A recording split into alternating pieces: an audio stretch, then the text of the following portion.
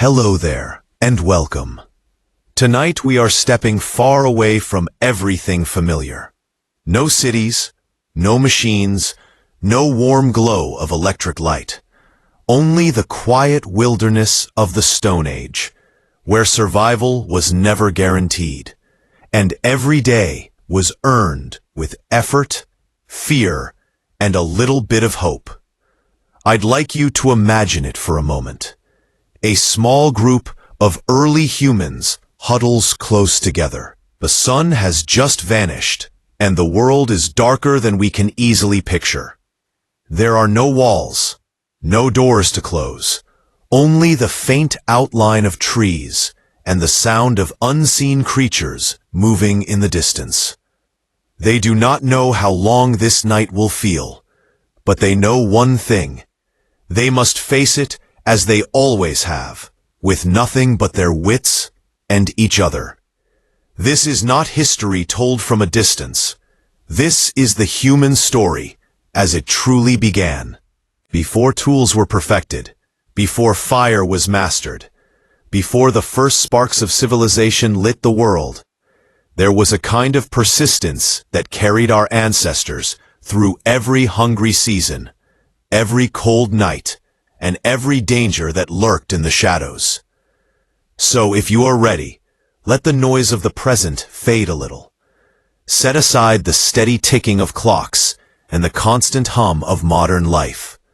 We are going to walk slowly, carefully, into an age where time was not measured in hours, but in sunrises and sunsets. A time when survival was not an idea. It was the only thing that mattered. Before there was fire, the world was a very different place for our ancestors. The sun was their only dependable source of light and warmth, and when it disappeared beyond the horizon, the earth changed. Darkness was not just an absence of sight.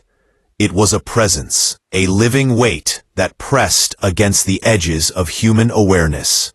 When night came, so did the cold. So did the sounds of the wild. And in that long stretch between dusk and dawn, survival was nothing short of a nightly negotiation with nature itself. Imagine standing in that world. There are no lamps to push back the shadows, no gentle hum of electricity, no safe glow from a distant town on the horizon. When the sun goes down, it is gone, and the sky above is an unbroken ocean of black. Stars glitter, sharp and cold, but they offer no warmth. The moon might cast its pale reflection over the land, but it's fickle, sometimes gone entirely, leaving nothing but darkness. And in that darkness, every rustle, every snap of a twig is a reminder that humans were far from the only creatures awake. Before fire, our ancestors relied on their senses and on one another. Small groups stayed close. They learned quickly that a lone human at night was little more than an opportunity for predators. Lions, hyenas, saber-toothed cats. These were not distant fears, but immediate threats. To survive, humans gathered together in numbers. They slept in clusters, not because it was comfortable, but because it was safer. A dozen pairs of eyes and ears were better than one.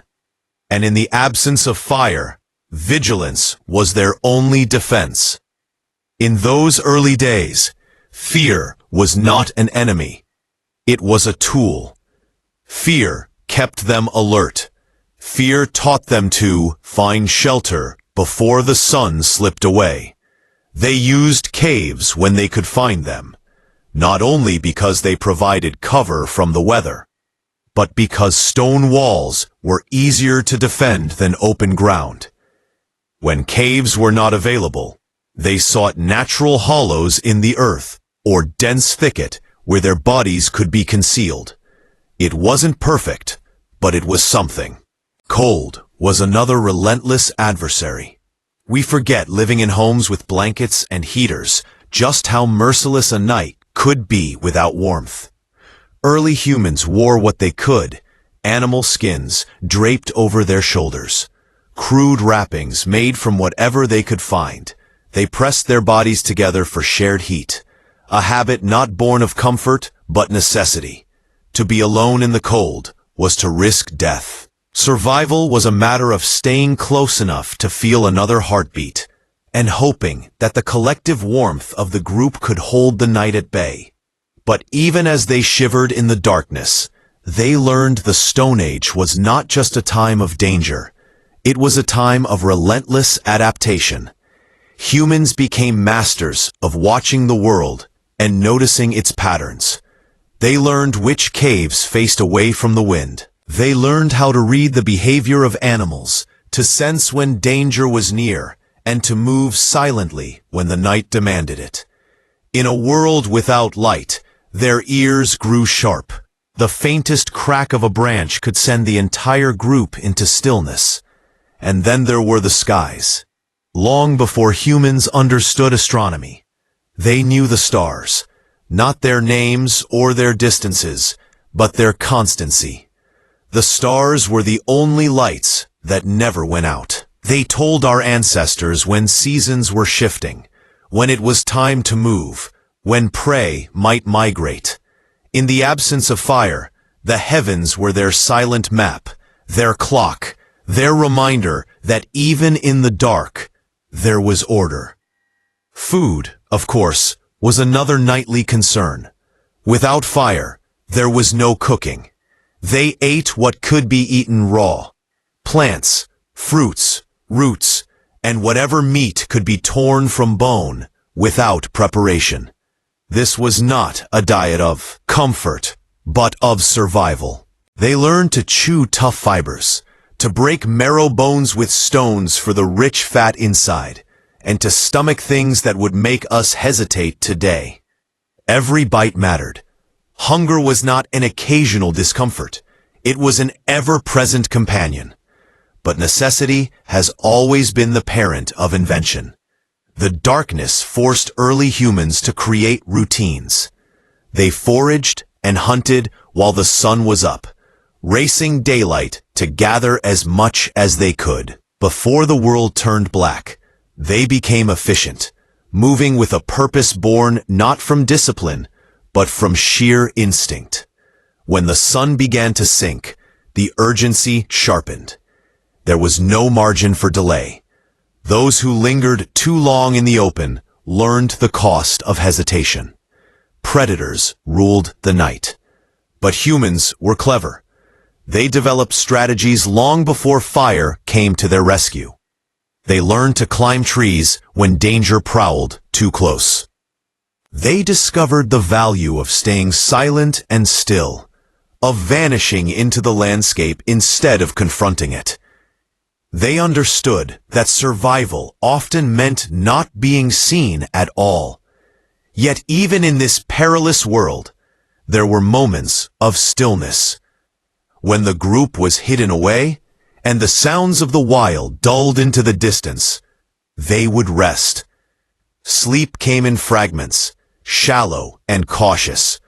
One or two stayed awake, while the others closed their eyes, a rotating watch that passed through the night until the first light of dawn returned. In those hours, our ancestors built the foundations of cooperation. They depended on one another because there was no other choice. That reliance on the group, born in darkness, would become one of humanity's greatest strengths. Still, there must have been nights of terror. Nights when the scrape of claws outside a cave or the low growl of something unseen made every breath freeze in their throats. They could do nothing but wait, clutching stones or sticks, hoping the danger would pass, and sometimes it didn't. Survival was not guaranteed, and for every group that endured, there were others who did not. But those who lived learned. Every narrow escape carved lessons into memory, and those lessons were passed down not in words at first, but in behavior. Children watched, they imitated, and over time, those instincts became tradition. This was life before fire, a cycle of fear, hunger, and relentless adaptation. And yet within that struggle, something remarkable was happening. The human mind was sharpening. Every challenge demanded solutions. Every night in the cold demanded a new way of thinking. That pressure, constant and unyielding, was slowly shaping the species that would one day learn not just to endure the darkness, but to banish it. When the first sparks of fire came, they did not appear in a world that was ready for comfort. They appeared in a world where every scrap of warmth, every faint glow, was nothing short of a miracle. Fire would not just change the night, it would change what it meant to be human. And so, before firelight ever pushed back the darkness, our ancestors learned to live with it. They became watchers of the night, silent students of the wilderness, creatures who understood that to survive, they had to adapt. They didn't conquer the world in those early days. They learned to endure it. And in doing so, they prepared themselves for the moment that would transform everything. Because once the first flames crackled, and the night was no longer absolute, everything that came before would seem like a different world entirely. The first time humans saw fire, it was not their own. It came from the sky in the form of lightning, or from the earth when forests burned. It was wild, uncontrollable, and dangerous. At first, it was something to be feared. The sight of flames ripping through trees or crawling across the grasslands must have filled our ancestors with both terror and awe. They had no words for it, no concept of what it truly was, but they understood one thing immediately. Nothing else in their world behaved like fire. In the beginning, fire was a thing to be watched from a distance, but survival often depends on curiosity. And over time, that fear turned into something else. Humans learned that when the world burned, there was opportunity. After the flames moved on, they found roasted animals left behind, easier to chew and safer to eat than raw meat. They found that fire kept away predators who normally stalked the edges of their camps, and they discovered warmth that could cut through the bitter cold of night. It is difficult for us to imagine just how profound this change was. For hundreds of thousands of years, night was the enemy. Darkness ruled, cold bit into skin and bone, and predators prowled unchecked. Then one day, humans learned to carry fire with them, to keep it alive rather than merely watching it burn and vanish. They likely began by taking embers from natural fires, protecting them, feeding them with dry grass and wood. It was a fragile thing at first, something that could die as easily as it was born. But it was enough. For the first time, the darkness had a boundary. Picture a small group gathered around one of those early fires. The flames dance and crackle, painting the walls of a cave or the trunks of nearby trees in shifting light. For the first time, the black void beyond their shelter is pushed back. The cold is softened. The sounds of the night, the howls, the rustling, the snapping of branches seem farther away. The fire doesn't just warm their skin. It changes how they feel inside. Fear loosens its grip. Around the fire, there is safety. With fire came more than warmth and light. It became the first real tool for shaping the world. Meat could be cooked, making it easier to eat and far more nourishing. Roots and plants that were once too tough or bitter became edible.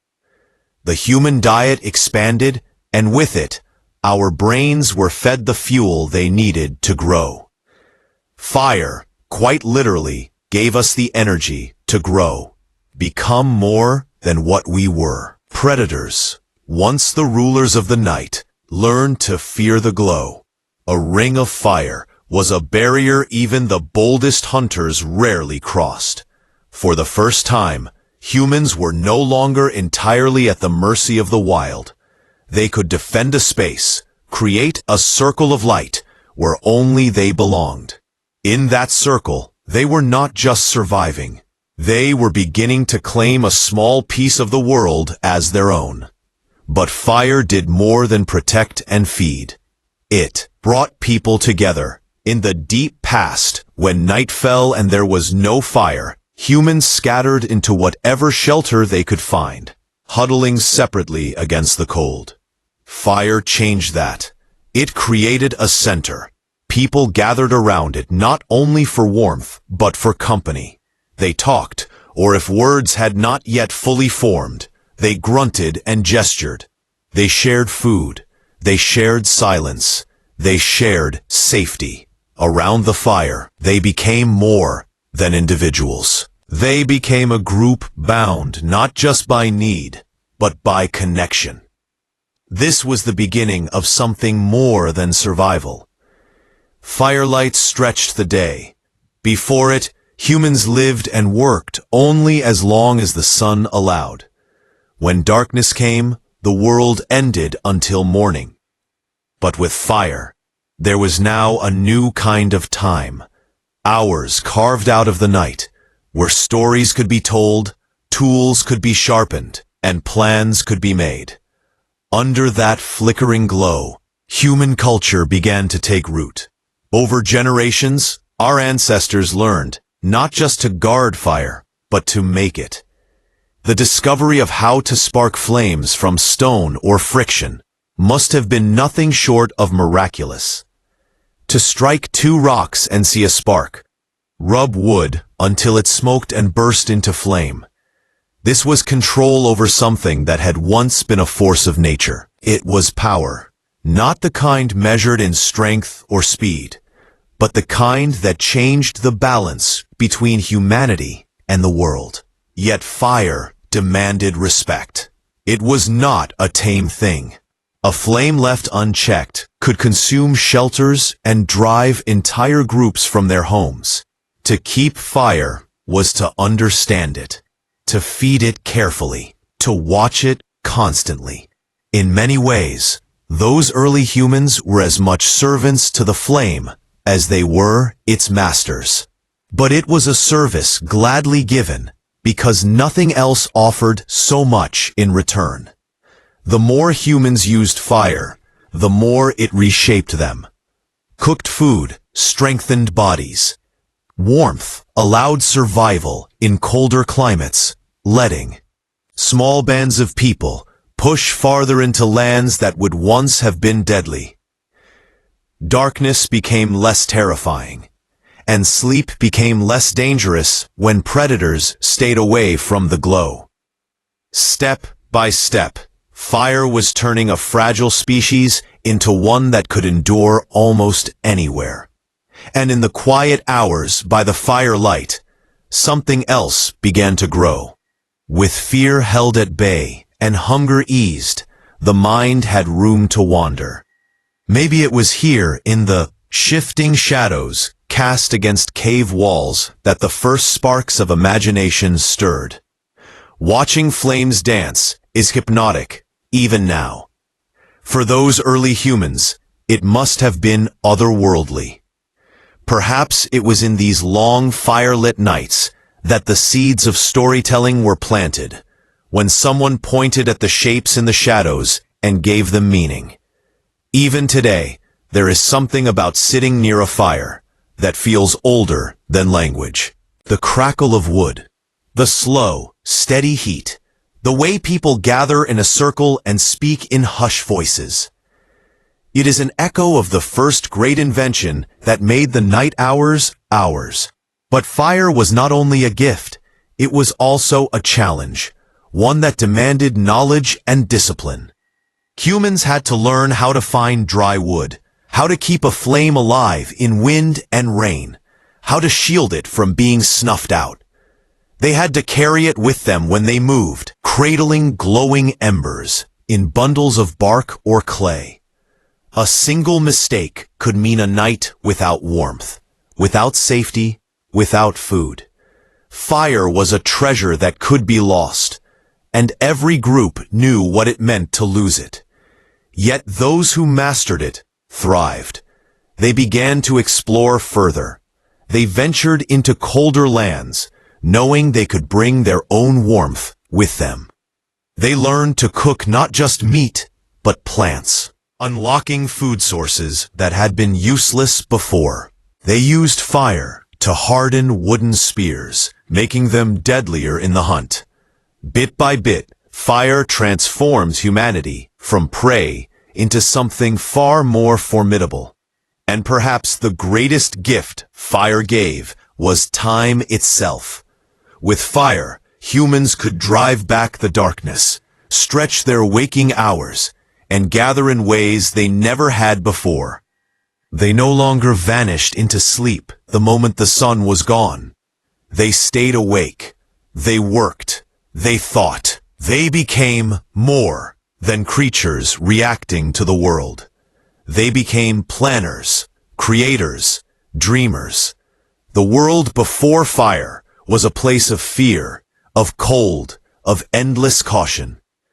The world after fire was still dangerous, but now there was a line drawn in the dark, a circle of warmth and light, where humans could sit and feel for the first time a little less small. And in that circle, the next great steps of survival were waiting. Because with fire came not only safety, but the chance to build, to learn, and to imagine what else might be possible. Fire gave humans light and warmth, but it was stone that gave them the means to shape the world with their own hands. Long before villages, long before farming, and long before the first trace of written words, there were stones, chipped and sharpened, until they could cut, crush, and pierce. In those days, survival was not only about avoiding danger or keeping warm. It was about finding ways to act on the world instead of merely reacting to it. And the first tools were the proof that humans could do exactly that. The earliest tools were simple. A broken rock with a sharp edge, a rounded stone heavy enough to smash bone. These were not inventions in the way we think of them today, with plans and blueprints. They were discoverers. Someone, perhaps, by accident, struck two stones together and saw one split into a jagged edge. That edge could slice meat or scrape hide. A moment of chance became a lesson, and a lesson became something worth repeating. Imagine one of those first tools in a human hand. It is heavy, uneven, and crude. But for the person holding it, it is nothing short of power. With that edge, they can carve flesh from a carcass more easily, split open bones for the rich marrow inside, or cut away tough plant fibers that would have been impossible to manage before. The difference between bare hands and a sharp stone was the difference between constant struggle and the beginnings of control. Over time, those stones changed. Early humans began to see that not every rock was the same. Some broke cleanly, some dulled too quickly, and some shattered into useless fragments. Through trial and error, they learned which stones worked best. Flint, obsidian, and CH became prized not for how they looked, but for how they behaved when struck. A well-chipped flake could hold an edge sharp enough to cut through hide or wood, and that sharpness meant less time, less effort, and more food. These tools were not only for the hunt. They were used to scrape animal skins clean, to cut them into shapes that could be tied or wrapped for clothing. They were used to break open nuts and grind roots into something more edible. They chipped wood into usable forms, stripped bark for rope, and carved marks that may have been the first hints of human thought etched into the world. Each of these small actions, multiplied over countless generations, pushed humans further away from simply surviving and closer to shaping their own destiny. Tool-making was not instinctual. It had to be learned. Children watched their parents and imitated their movements, striking stones against each other until the right sound and the right shape appeared. Every flake of rock carried a lesson. The wrong angle meant a useless fragment. The right one meant a cutting edge that could change a day's hunt. Skills like these could not be written down or stored anywhere but in memory. They passed from hand to hand, generation after generation, in a chain of knowledge as old as humanity itself. These tools changed the way humans hunted. Before sharp stones, scavenging was a way of life. Early humans often waited until larger predators had their fill before creeping in to claim what was left. A cracked femur for marrow, a strip of meat left behind. These scraps were survival, but with stone tools, humans could process carcasses more efficiently. They could cut faster, carry more, and leave less for the scavengers that followed them. And slowly they began to shift from scavengers to hunters. The first spears were not yet elegant weapons. They were simply sharpened sticks, sometimes hardened in fire. But their effectiveness grew exponentially when tipped with sharp stone points. A wooden spear could wound. A stone-tipped spear could kill. With that change, hunting became less desperate. Small animals gave way to larger prey, and groups that once depended on chance now stalked their quarry with deliberate intent. But stone tools were not only for the hunt. They transformed every part of life.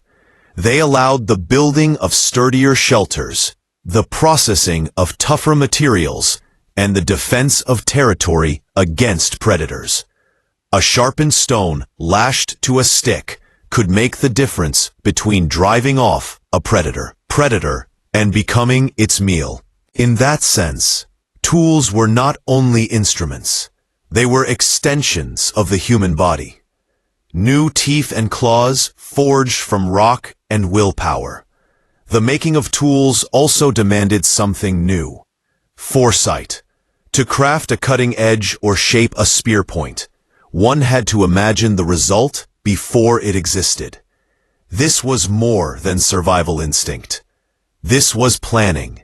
The ability to hold an idea in the mind and then bring it into the world was one of humanity's quiet revolutions. That single leap, from reacting to imagining, was as significant as fire itself. With tools came cooperation. A single person could shape a stone, but entire groups benefited from those who were skilled at it. A good toolmaker became as valuable as a strong hunter. One might sit at the edge of the camp, chipping away at flint, while others brought food or prepared hides. In this, and with roles, came the first faint outlines of something larger than survival, society. Even in their simplicity, these stones held within them the blueprint of everything to come. The chipping of flint was the ancestor of engineering. The first tied stone point was the ancestor of technology. Each tool was a quiet declaration that humans would not simply take the world as it was. They would change it, piece by piece. And as the tools improved, so did the world humans inhabited. With sharper blades, hides could be cut more cleanly, stitched together with sinew, and turned into clothing that kept out the cold. With heavier stone hammers, bones could be smashed into fragments that yielded every last drop of marrow. With finely chipped scrapers, wood could be shaped into handles and shelters. Survival became not just a matter of enduring, but of shaping, adjusting, and mastering. Yet, even with these tools, life was never easy. A broken stone edge at the wrong moment could mean the loss of a meal. A failed strike in the hunt could mean days of hunger. Every tool, no matter how sharp or well-made, was only as good as the hands that used it. And so humans practiced. They chipped stones not only when they needed them, but because they understood, at least in some unspoken way, that preparation could mean the difference between life and death. In those long nights by the fire, while predators prowled just beyond the glow, stones were shaped into new forms. The sound of flint striking flint echoed softly in the dark, a rhythm as old as humanity itself. And with every spark, every chip, every sharpened edge, humans carved a little more of their future into the world. The leap from empty hands to hands holding stone was not a single moment. It was a slow, grinding climb built on countless small victories. But each stone carried with it the same message. Humans were learning not only to survive the world, but to change it, one strike at a time. And with tools in their hands, they were ready for the next challenge that would define them. The language that would bind them together and turn survival into something shared. A sharp stone in the hand gave humans power, but it was language that allowed them to use that power together. Before words, survival was limited to what each person could see and do for themselves. But the world was too dangerous, and life was too demanding for anyone to face it alone. The ability to share ideas, warn of danger, plan a hunt, or comfort one another was not just an advantage. It was the difference between life and death. At first, it wasn't language as we know it. It was sound. Cries, grunts, and gestures carried meaning long before anyone spoke in structured sentences. A raised hand might have signaled danger. A sharp call could send the group scattering into hiding. Over time, these sounds grew more specific. A single gesture or noise might point not only to predator, but to which predator or where it was. Each small refinement made survival more certain. Picture a group moving silently through the grasslands in search of game. One hunter notices movement in the distance, the faint shadow of an animal against the horizon. Without words, only simple sounds and signs, he alerts the others. They shift their positions, spread out, and prepare. No one has to guess. No one is left behind. What began as instinct has become something more. A shared system that binds the group together. Language did not appear suddenly. It grew slowly, piece by piece, carried forward by necessity. A single sound used often enough gained weight. A gesture repeated enough times became universal within the group. As children watched and imitated, those signals passed to the next generation until they no longer had to be invented. They simply existed, part of the fabric of life. These early forms of communication were more than practical. They created trust. When someone pointed toward food or warned of a predator, and the group reacted and survived, the bond between them deepened. Each exchange reinforced a simple but powerful truth. Together, they were safer than they could ever be alone. This ability to share information changed the hunt completely. Alone, a human could only stalk small prey. Together, they could coordinate. One group could drive animals toward another. They could set traps, block escape routes, and surround their quarry in silence until the moment came to strike. Language, even in its rough, early form, turned a scattered collection of individuals into something closer to a single, unified force. It also transformed the way humans cared for one another. A wounded hunter could signal pain or point to where he had been injured. Those who stayed behind to tend the fire could call others back when food was ready. Infants and children unable to fend for themselves could be soothed and protected with sounds that reassured them. Language, in its simplest form, carried more than commands. It carried comfort. But language was not just for survival in the immediate sense. It was memory. Before language, knowledge existed only in action. You could learn by watching someone chip stone or prepare a hide. But there was no easy way to explain what to do differently. With the beginnings of language, humans could pass on experience. A single sound might indicate which plant was safe to eat or which river crossing was dangerous. Each word, each gesture, each shared signal was a thread binding the past to the present, allowing the lessons of one generation to live on in the next. And from this came stories, not stories in the sense we know now, with heroes and endings, but simple narratives passed around the fire. A retelling of how a hunt succeeded, or how danger was narrowly escaped. These were not just recollections. They were instructions disguised as memory. They gave meaning to events, taught lessons without lectures, and allowed knowledge to travel farther than any single person could. With every exchange, the human mind grew sharper. Language demanded more than sound. It required memory, association, and imagination. To say there or later meant understanding not only the present moment, but time and space as concepts.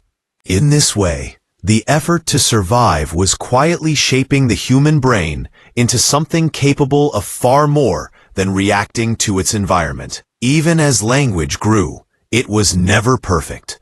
Misunderstanding surely happened. A signal given in panic might be misread. A sound might carry one meaning in one group and another entirely in the next. But for all its flaws, it worked well enough to hold humans together. And once they were bound by communication, their survival changed from individual struggle to something shared. As fires burned through the night, language would have grown richer. In the glow of the flames, away from the constant pressure of the hunt, there was time for more than urgent signals. Sounds became labels for things. Objects and places acquired names. Over countless nights, humans learned to turn their scattered cries into a rough but growing vocabulary.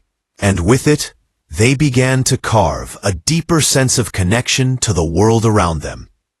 Language also carried something unexpected, the ability to imagine together. Once two people could share an idea, they could plan not only for the moment, but for the future. They could picture the hunt before it happened, talk through how they might trap an animal, or decide where to move when the season shifted. This was a step beyond instinct. It was collaboration shaped by thought. And as language spread, so too did culture. Rituals and habits became easier to pass along. The way to prepare a tool, to wrap a wound, or to track an animal could now be taught, refined, and improved. What once depended on imitation could now be explained, adjusted, and shared. Language was not only a survival tool. It was a kind of memory outside the mind, carried in the voices of a community. Even today, traces of that ancient shift remain. When people speak, they're not just exchanging information, They're repeating an old, unbroken habit that began around fires in the dark, when a single sound could mean the difference between life and death. Those first words, crude though they must have been, gave humans something no other species had: the ability to survive not as isolated individuals, but as a collective intelligence. From this, everything else would grow. But in those early days, it was simple: a cry to warn of danger, a gesture to signal food, a sound to call others close when the night grew too quiet. Language began not as a tool for thought, but as a lifeline, and in that role, it became one of the most powerful forces in human history. With words, even in their earliest form, humans were no longer just reacting to the world. They were shaping it together. And soon, with their voices and tools united, they would begin to tame the land that once seemed far too vast to ever belong to them. With tools in their hands and the beginnings of language in their voices, humans were ready to face the most constant challenge of their lives: finding food. Hunger was never far away. It shaped every decision, every movement, and every risk they took. Without reliable food, there could be no rest, no safety, and no future. The hunt and the harvest were not separate tasks. They were two sides of the same struggle, and both demanded everything early humans could give. Hunting began long before humans became skilled at it. At first, they were scavengers. They trailed after larger predators, waiting for a kill to be abandoned. With sharp stones, they stripped meat from bones faster than other scavengers could. They cracked those bones open to reach the marrow inside, a rich source of fat and nutrients that no other creature could reach so easily. This habit was dangerous, but it was also clever. By learning to take what others left behind, humans survived in a world that rarely offered second chances. But scavenging could only feed so many mouths. As groups grew larger and their tools sharper, the focus shifted. Small animals, hares, birds, and reptiles were the first targets. These hunts were often fast and frantic, relying on quick strikes and persistence. A single rabbit might mean the difference between going hungry and surviving another day. Over time, the hunts grew bolder. Humans began to track larger animals, creatures that could feed an entire group if brought down, but could also maim or kill those who dared face them. This is where cooperation became vital. One hunter alone could not take down a deer or an antelope, but many working together could drive it into a trap or corner it in a narrow pass. They learned to watch the wind so their scent would not give them away. They spread out silently across the grasslands, driving their prey toward waiting spears. When the kill came, it was quick and brutal, but it was followed by relief. Every successful hunt brought more than food. It brought the assurance that their efforts and their trust in one another had been worth it. Hunting was not only about strength or courage. It required patience, knowledge, and an understanding of the land.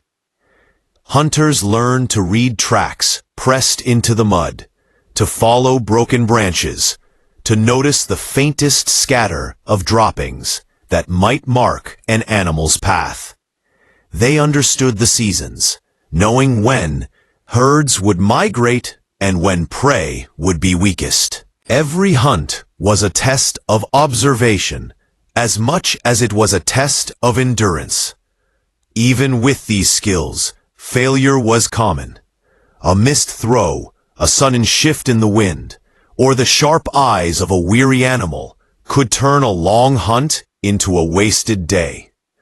There were times when the group returned empty-handed, And those were the nights when the harvest, the gathering of plants, fruits, and roots, kept them alive.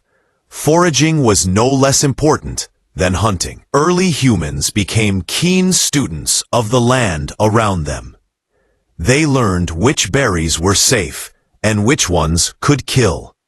They dug for roots hidden beneath the soil and peeled away their bitter skins to reach what was edible inside. They cracked nuts with stones, collecting every scrap of nourishment they could find. It was slower, quieter work than the hunt, but it was no less critical. A handful of wild fruit or a basket of tubers could stretch a meager supply of meat long enough for the hunters to try again. The knowledge required for this was immense. Plants changed with the seasons. Some were safe only when ripe.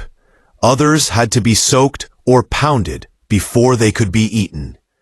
This knowledge could not be guessed. It had to be remembered and taught. A single mistake could poison not just one person, but an entire group. And so, generation after generation, humans passed down a silent library of information. Where to find food, how to prepare it, and what signs to trust when the forest or grassland seemed unfamiliar. Food gathering was not just about sustenance. It shaped how humans moved. Entire groups followed the rhythm of their meals, traveling with migrating herds, or returning each year to the same patches of fruit and nuts. They learned the roots of animals not only to hunt them, but to share in what they left behind. A carcass abandoned by lions, a trail of seeds dropped by birds, even the leftovers from other scavengers. Nothing was wasted. In time, hunting and foraging began to merge into a single balanced strategy. Meat offered dense, vital calories, but plants provided consistency. Together, they allowed humans to endure. When one source failed, the other filled the gap. This flexibility gave humans an edge that few other creatures possessed. They could eat nearly anything. They could survive nearly anywhere. Still, both hunting and foraging carried risk. Hunting demanded courage and strength, but foraging required vigilance. A hunter might face a charging animal, but a gatherer could just as easily face danger from a venomous snake coiled in the grass or a hidden predator waiting in the shadows. Every step in the search for food came with the awareness that one mistake could be fatal. Yet, despite these dangers, the hunt and the harvest became more than survival tasks. They became rituals. A successful hunt meant celebration, a chance to eat well, to rest, and to feel, if only for a moment, like the world had been pushed back. Foraging trips were quieter, but no less important. Often done in small groups, where knowledge was exchanged and bonds were strengthened. These shared efforts were not just about eating. They were about belonging. And while food kept the body alive, it also gave humans the time and strength to think, to plan, and to innovate. A well-fed group could make better tools, explore new lands, and teach their children the skills they needed to thrive. Hunger pressed them forward, but every meal pulled them on, little farther from desperation and a little closer to mastery over their world. Step by step, bite by bite, the hunt and the harvest carried humanity through the Stone Age. They learned not only how to survive, but how to thrive in places where other creatures could not. They became predators, gatherers, and above all, problem solvers. And as their bellies filled and their minds sharpened, they began to build the foundations of everything that would follow. But food was only one part of the battle. Even a full stomach could not keep out the wind or the rain. For that, humans needed something else entirely. shelter that could hold back the wilderness, if only for a little while. Food gave humans the strength to endure, but strength alone was never enough. The world was too cold, too wet, and too unforgiving for bare skin and open ground. Rain turned the earth to mud. Winds howled across the plains, stripping away warmth in minutes. Winter nights froze the air so sharply that every breath burned in the lungs. Without protection, even the strongest hunter or the most skilled gatherer would not last long. That is why shelter became as essential as fire or food, a barrier between human fragility and the relentless force of nature. At first, shelter was not built, it was found. Caves and rock overhangs offered natural protection from storms, and for countless generations, these were humanity's safest havens. Inside a cave, the wind was muted, the rain silenced, and the darkness was predictable. Predators could still find their way in, but a single entrance was easier to guard than the open wild. Families and small groups huddled together in these stone refuges, using the earth itself as a shield. But caves were not everywhere. Many regions had none at all, and those that existed were often already claimed by other humans or by the very predators they were trying to escape. When caves could not be found, humans adapted. They learned to build. Their first shelters were little more than crude windbreaks, branches stacked against each other, hides stretched across poles, or pits dug into the ground and covered with vegetation. Simple as they were, these makeshift walls could turn a freezing night into one that could be endured. Over time, these shelters grew more sophisticated. Groups began to use animal bones, especially from mammoths and other large prey, as frames for their structures. They draped these frames in hides, weighing them down with stones to keep out the wind. Some even dug shallow depressions before building, sinking their homes slightly into the ground to trap heat. Each innovation came not from comfort, but from sheer necessity. The difference between a poorly built shelter and a well-made one could mean the difference between life and death. Inside those shelters, life took on a different rhythm. Outside was danger, predators prowling, storms raging, the constant uncertainty of the wild. Inside there was warmth from the fire, the smell of drying hides, and the steady breathing of those who slept shoulder to shoulder. The walls may have been crude, but they offered something that humans had never truly known before, a space that was theirs. Shelter was more than physical safety. It changed how humans lived. Once a group could build and maintain a protected space, they no longer had to wander endlessly in search of caves or other natural refuse. They could stay in one place longer. They could stockpile food, strengthen their tools, and care for their young without moving camp every few days.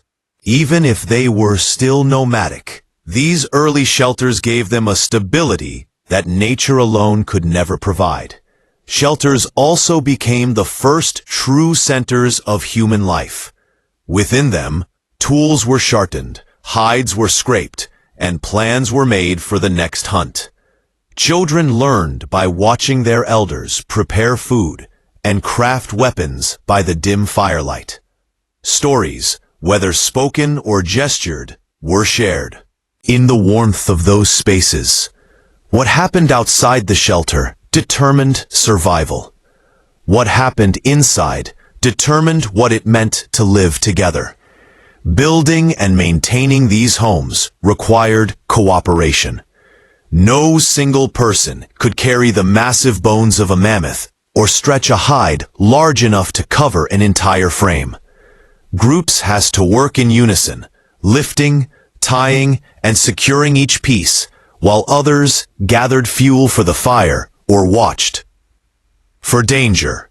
Shelter was not only protection from the storm, it was proof that humans were learning to depend on each other in ways no other creature could match. The seasons forced them to adapt further.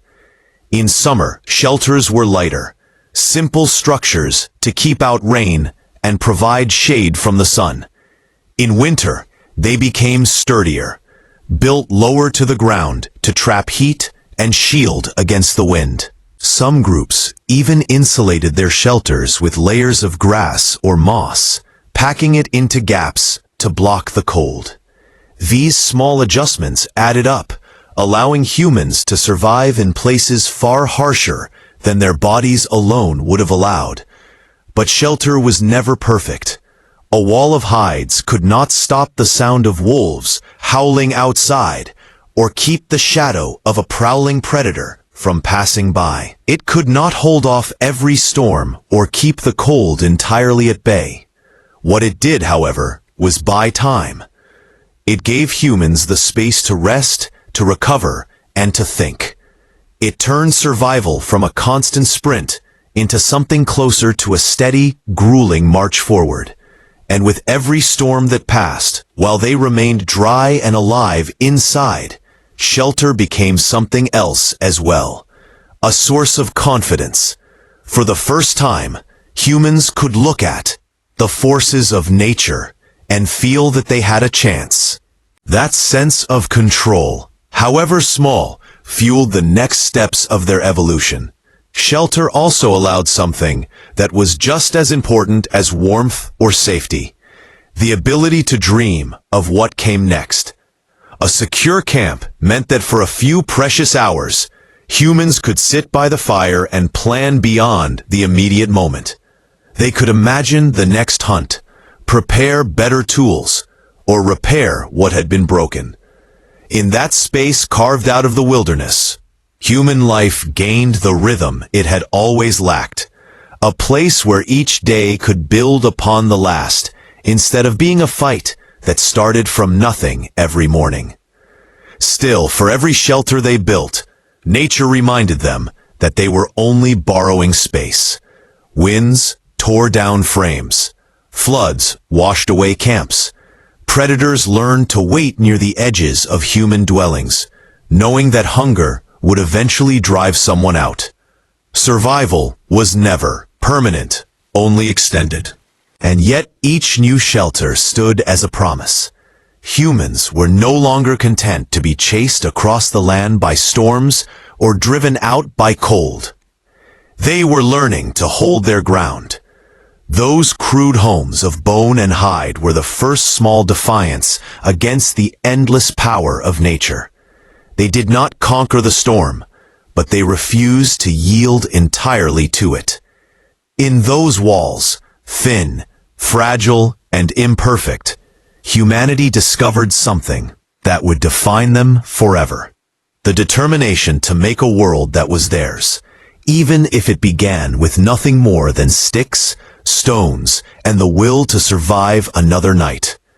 And as they sat within those walls, listening to the wind scream and the rain strike the earth, they knew that outside their fragile refuge, other dangers waited in the dark.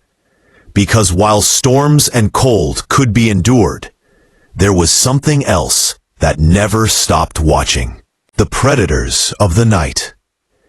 Even inside their shelters, early humans could not escape the feeling of being watched. The night was alive with eyes they could not see. Every crack of a branch or low growl beyond the firelight was a reminder that they were never truly alone. Predators ruled the darkness, and if humans wanted to live, they had to learn how to face it. In those days, fear was not weakness. It was survival. It sharpened every sense, forcing humans to listen to the quiet sounds most creatures ignored. They became attuned to the subtle rustle of grass, that might mean a stalking cat, or the distant bark of hyenas circling in the dark. The world after sunset was a dangerous theater, and every sound, every shadow was a cue that could not be missed. For this reason, humans developed a habit that would define them. They kept watch, while some slept. Others stayed awake, their eyes scanning the darkness beyond the reach of the fire. These watchers listened for the heavy footfalls of a bear, the sharp crack of a branch broken by something large, or the soft, almost silent approach of a predator's paws. Sleep came in shifts, shallow and brief, but it was enough to keep the group alive. The fire helped, but it was not a perfect offense. Many predators feared the flames. The hunger could make even the boldest creatures reckless. A starving pack of wolves or a desperate cat might still test the edge of the firelight. Humans learned quickly that vigilance could not falter. One lapse, one moment of stillness, and the night could swallow them whole. These night watchers were not only about spotting danger, they were also about learning it. Humans became expert observers of predators. They learned the calls of different animals, which sounds meant a distant threat, and which ones meant immediate danger.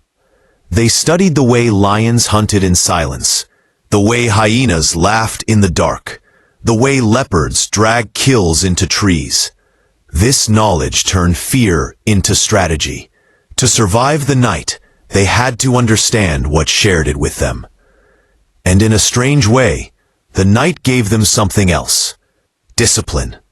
They learned to take turns, to trust that while they slept, someone else would keep watch. This trust built unity. The watchers were not only guards, they were the thread holding the group together. Without them, fear would have driven every individual into restless isolation. But because someone was always awake, the others could close their eyes, even if only for a little while. Children grew up in this world of constant awareness. They listened to the warnings whispered by their parents, to the low sounds that sent the group into silence, and to the sharp, clipped calls that meant danger was near. These lessons became instinct, passed from one generation to the next, until even the youngest could read the night like a map. Predators shaped more than behavior. They shaped tools. Spears and sharpened stones were not only for hunting. They were defenses. Humans learned to keep weapons close at hand while they slept. A sudden cry from a watcher could bring the group to their feet, ready to strike at whatever dared to cross the boundary of the fire. Each successful defense made the group bolder, but never careless. In the Stone Age, caution was not a choice. It was the price of survival.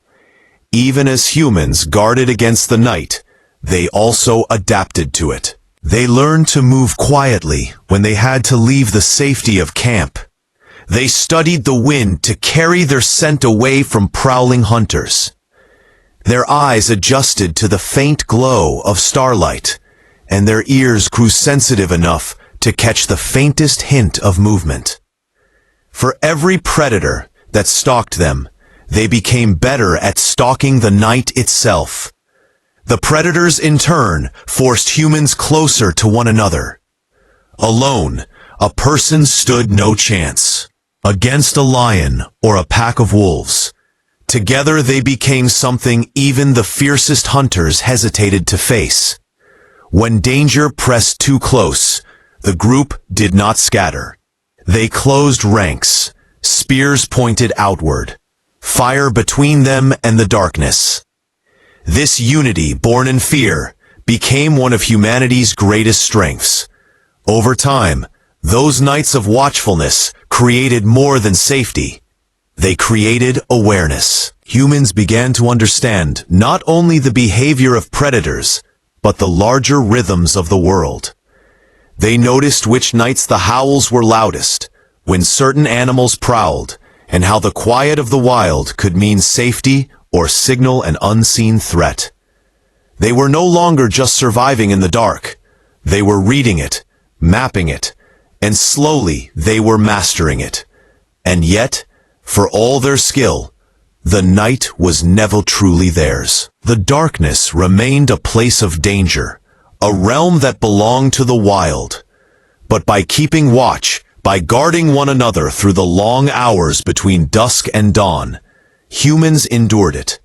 They became the creatures who stayed when others fled, who stood their ground when the world went black. Each sunrise was a victory. Every time the watchers saw dawn break, they knew they had survived another night. And with every night that passed, they learned more, growing not only more cautious, but more capable. The predators never left, but humans became something new, the ones who watched back. This constant battle with the dark taught them a lesson that went far beyond the night. Survival was not only about strength or even tools. It was about vigilance, memory, and the will to keep going even when fear never went away. And from those long, watchful nights came the first true foundation of human endurance, the knowledge that danger would always be there. But so would they. As they sat around their fires, weapons within reach, and eyes fixed on the shifting dark, they began to do something else as well, something that had nothing to do with fear at all. They started to mark the world around them, to leave signs and shapes on stone, to draw the things they saw in the firelight and in their dreams. Because after learning to watch the night, they learned to see it, and then they began to paint it. In the safety of their shelters, with fires burning low and the night kept at bay by watchful eyes, humans began to do something unexpected. They started to draw. It was not food, fire, or weapons. It did not keep them warm or chase away predators. And yet, in caves deep beneath the earth and on walls lit only by flickering flames, they marked the world around them. At first, the images were simple. The shape of an animal, the outline of a hand, crude lines scratched into stone. But even these first marks carried weight. They were not random. They were deliberate. Someone chose to pick up a piece of charcoal or a shard of colored mineral and press it against the rock.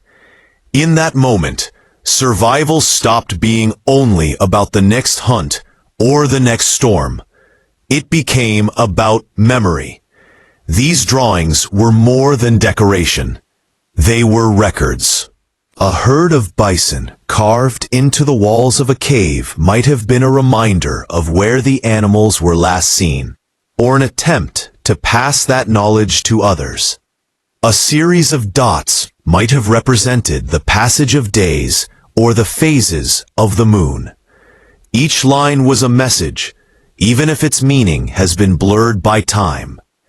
For those who made them, the walls became something more than stone. They became a way to speak to the future. Some of these images were astonishingly detailed. In the caves of places like Lascaux and Chauvet, painted thousands of years apart, the animals almost seemed to move. Horses gallop across the walls, their bodies layered in strokes of ochre and charcoal. Mammoths lumber in dark reds and browns. These are not clumsy sketches. They're observations rendered with care. Whoever made them watched these creatures closely. They knew how muscles shifted when an animal ran, how horns curved, how eyes glimmered in the firelight. These drawings are proof of an attention to the world that went beyond survival. But why draw at all? Some believe these images were a kind of instruction, a visual language passed between generations. A child might learn to recognize the outline of a deer or the shape of a bison before ever seeing one in the wild. Others think the drawings had a deeper purpose, one rooted not only in knowledge, but in belief. Perhaps painting a successful hunt was a way of willing it into existence, a ritual to tip the odds in favor of the hunters. There may have been something else at work as well. In the glow of firelight, those images must have seemed alive. Shadows danced across the uneven walls, making the painted animals shift and flicker as if they were moving through the stone itself. It was the first kind of magic, an illusion born from light, imagination, and the human need to see meaning in everything. And yet, these paintings were not only about animals or hunts. Among the images, there are handprints, dozens, sometimes hundreds of them pressed against the walls. Some are small, the size of a child's palm. Others are larger, rougher, the hands of adults who had survived countless winters. Each one was a declaration. I was here, in a world where life was short and uncertain. These marks were proof that someone had lived, that their hand had touched the stone, and that they had left a piece of themselves behind. These early artists were not working alone. Groups likely gathered in the deep parts of the caves, carrying torches to push back the darkness as they painted. The smell of smoke filled the air, and the sound of tools scraping against stone mixed with quiet voices. In those moments, something new was happening. Humans were not just surviving together, they were creating together. Art, even in this earliest form, was a kind of shared language that required no words. A painted mammoth needed no translation. A line of handprints spoke for itself. These marks became a way for the group to see their world not just as it was, but as they understood it. This was not just a distraction or a way to pass the time. It was part of what made humans human. The same minds that sharpened stones and tracked herds were now shaping symbols. They were no longer only reacting to the world. They were beginning to interpret it. Every mark on the wall was a step towards something greater.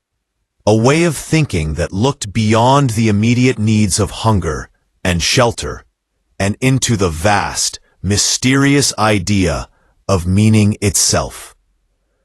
The caves also became places of memory. Imagine a child being led by torchlight into a space where the walls were covered in animals and handprints. They would not need to be told what it meant. The weight of it would be in the air, in the silence that must have filled those places, in the sense that these marks were more than pictures. They were a conversation across time, a reminder that they belonged to a story that had begun long before they were born. And as these images multiplied, they began to connect people not only to each other, but to the world around them. Painting an animal was a way of seeing it, of knowing it more deeply. It forced the painter to study every curve, every line, every movement. In doing so, humans were not just recording the world. They were learning it, committing it to memory in a way that sharpened their understanding of everything they depended on. Even today, those paintings endure. They remain deep in the caves, untouched by the centuries, silent witnesses to the minds that first imagined something more than mere survival.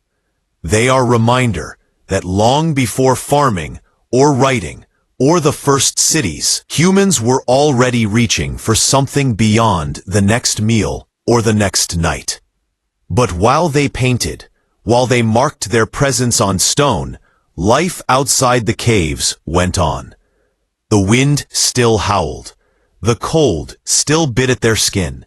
And sooner or later, they had to leave the shelter of their painted walls and face the wild again.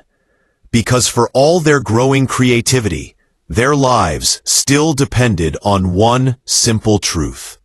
No matter how clever or careful they became, the world would not wait for them.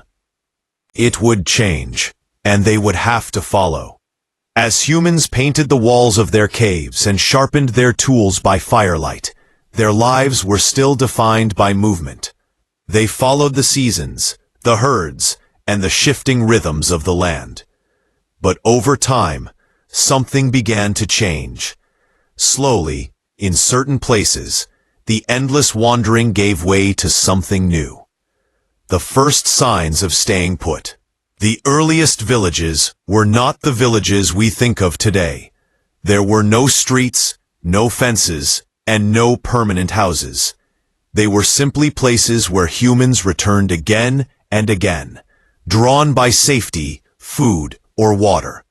A bend in a river that teemed with fish, a grove where wild fruit ripened each season, a stretch of open land where herds passed predictably. These places became more than temporary camps.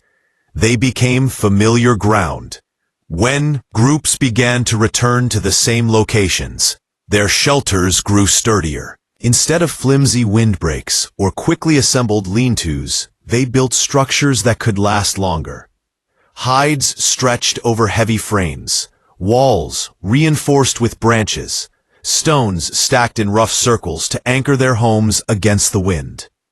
These early dwellings were still simple, but they marked a shift in how humans saw the land. It was no longer just a backdrop for survival.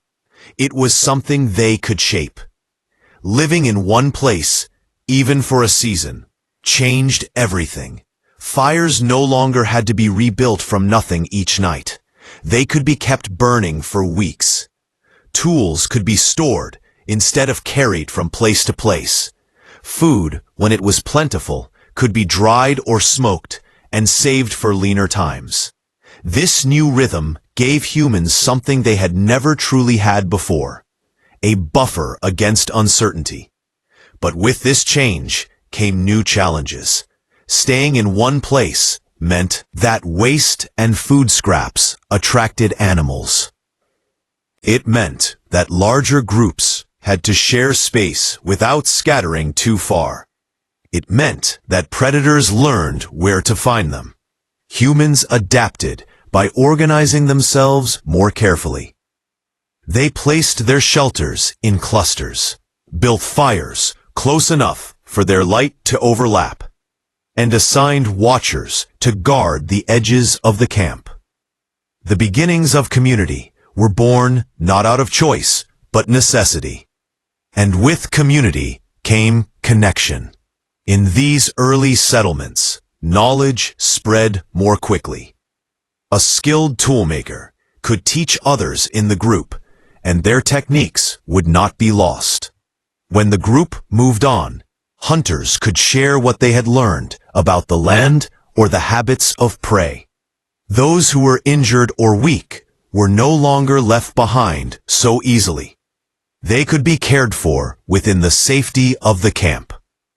The first villages also brought with them something else: time. With the group gathered in one place, some could focus on tasks other than the immediate hunt or harvest.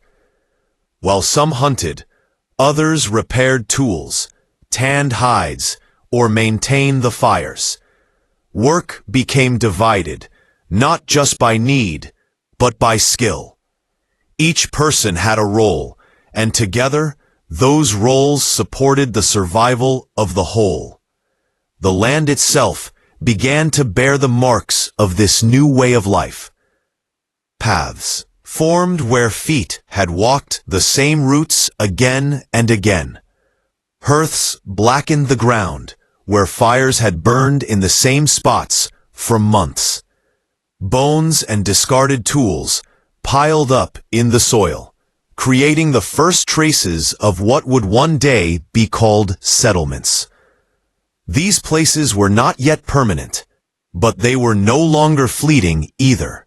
They were something in between, a bridge between the wandering life and the world that was coming. And even as they stayed in one place longer, humans learned to defend it. They built barriers, from branches or stacked stones to form rough walls. They cleared the ground around their shelters so they could see predators approaching. For the first time, the wild was pushed back, even if only by a few paces. Each small improvement turned the camp into a place that felt less like borrowed ground and more like a claim. Yet the first villages were not only practical, they became the heart of something deeper. In the glow of many fires burning close together, humans gathered not just for safety, but for company. They shared stories of the hunt.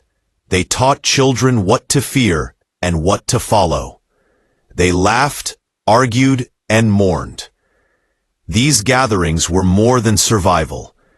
They were the first sparks of society, fragile but undeniable. As groups lingered in these places, they formed attachments. A bend in the river was no longer just a source of fish. It was the place where a child had taken their first steps, where a successful hunt had been celebrated, where fires had burned through long winters. These memories tied humans to the land in ways they had never experienced before. And with every season that brought them back, the camps grew. A few more shelters, a larger fire, more hands to build, hunt, and watch the night. Over time, these clusters became something new. Not just camps, but villages. Still simple, still temporary, but with roots that sank a little deeper each year. This was not the end of the wandering life. Not yet. There were still migrations, still long journeys across unfamiliar ground. But the first villages were proof that humans were beginning to bend the world to their needs. For the first time, they were not simply moving through the land. They were starting to belong to it. And within these villages, around those shared fires and in the company of others, something else quietly evolved. As humans gathered and worked together, they found new ways not only to survive, but to heal each other when survival came at a cost. Life in the first villages gave humans a measure of security. But security did not erase danger. Injuries were constant. A hunt gone wrong might leave a deep cut or a broken bone. Step in the dark could mean a twisted ankle or worse. Illness came with the seasons. Fevers that burned, coughs that lingered, and infections that crept silently through the body. In a world without doctors, medicine, or even an understanding of why the body failed, survival often depended on what could be done with bare hands, simple tools, and the knowledge passed down from those who had lived through it before. The earliest form of healing was not skill, but instinct.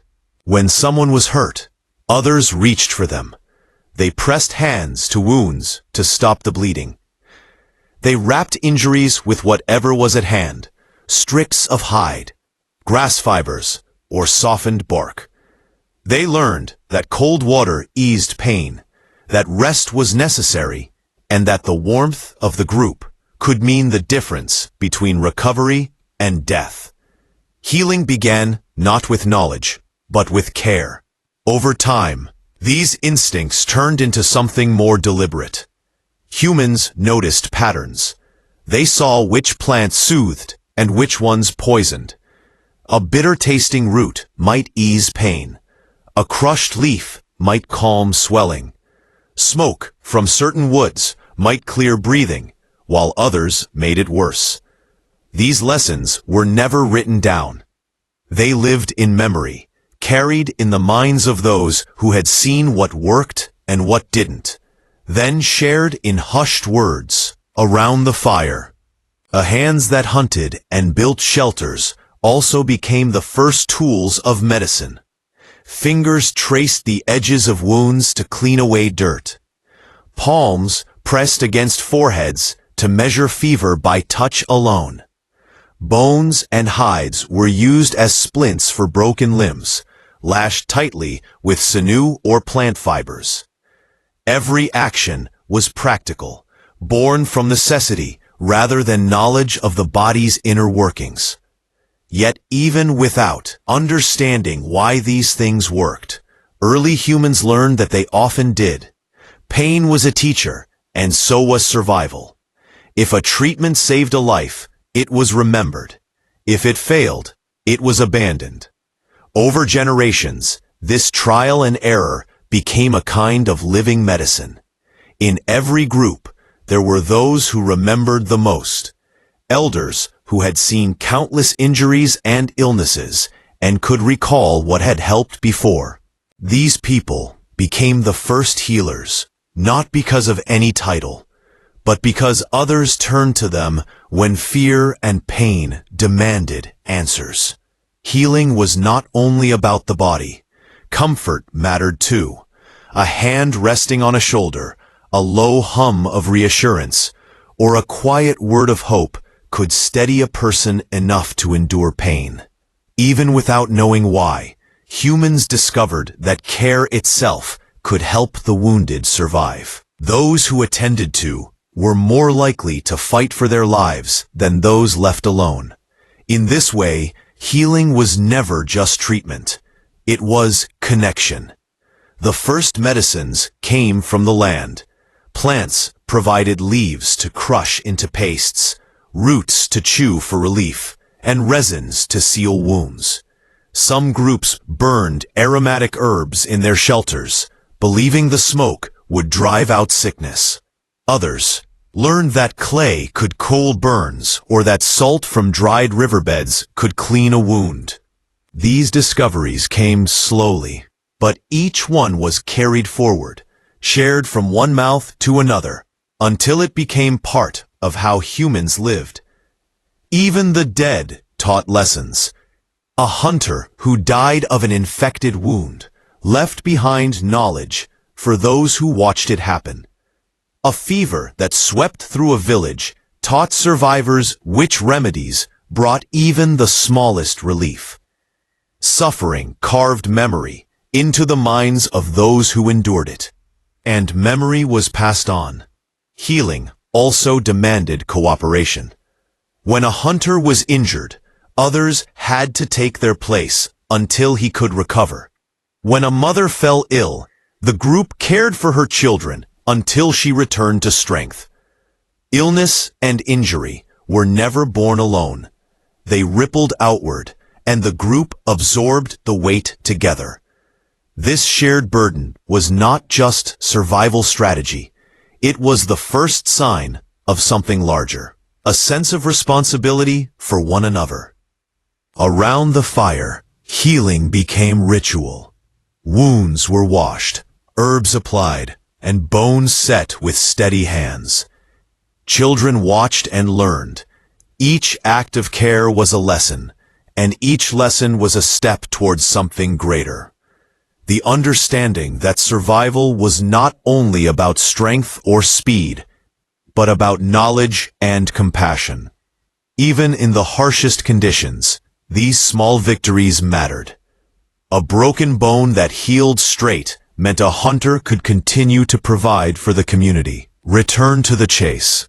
A fever that passed meant another pair of hands to gather food. Every life saved strengthened the group as a whole. And slowly, as these lessons accumulated, humans became not only hunters, gatherers, and builders. They became healers, too. The world around them remained dangerous, but now they had ways to endure its cost. They had fire for warmth, shelters for safety, tools for defense, and hands that could mend what the wild sought to break. And with every wound treated and every sickness survived, they grew more certain that they could outlast not just the night, but the endless test the world would place before them. Yet, even healing, as vital as it was only one piece of the struggle. The land itself had its own rhythms, seasons of abundance and seasons of scarcity. And if humans were to endure, they would have to learn those rhythms as well as they learned the use of their tools or the language of their voices. The world of the Stone Age was not constant. It shifted with the seasons, and each change brought new challenges. Humans had no calendars, no clocks, no written records to track the passing of time.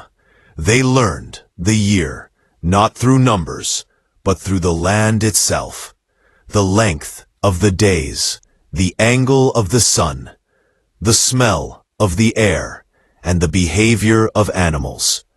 Survival depended on reading these signs and adapting before the world turned against them.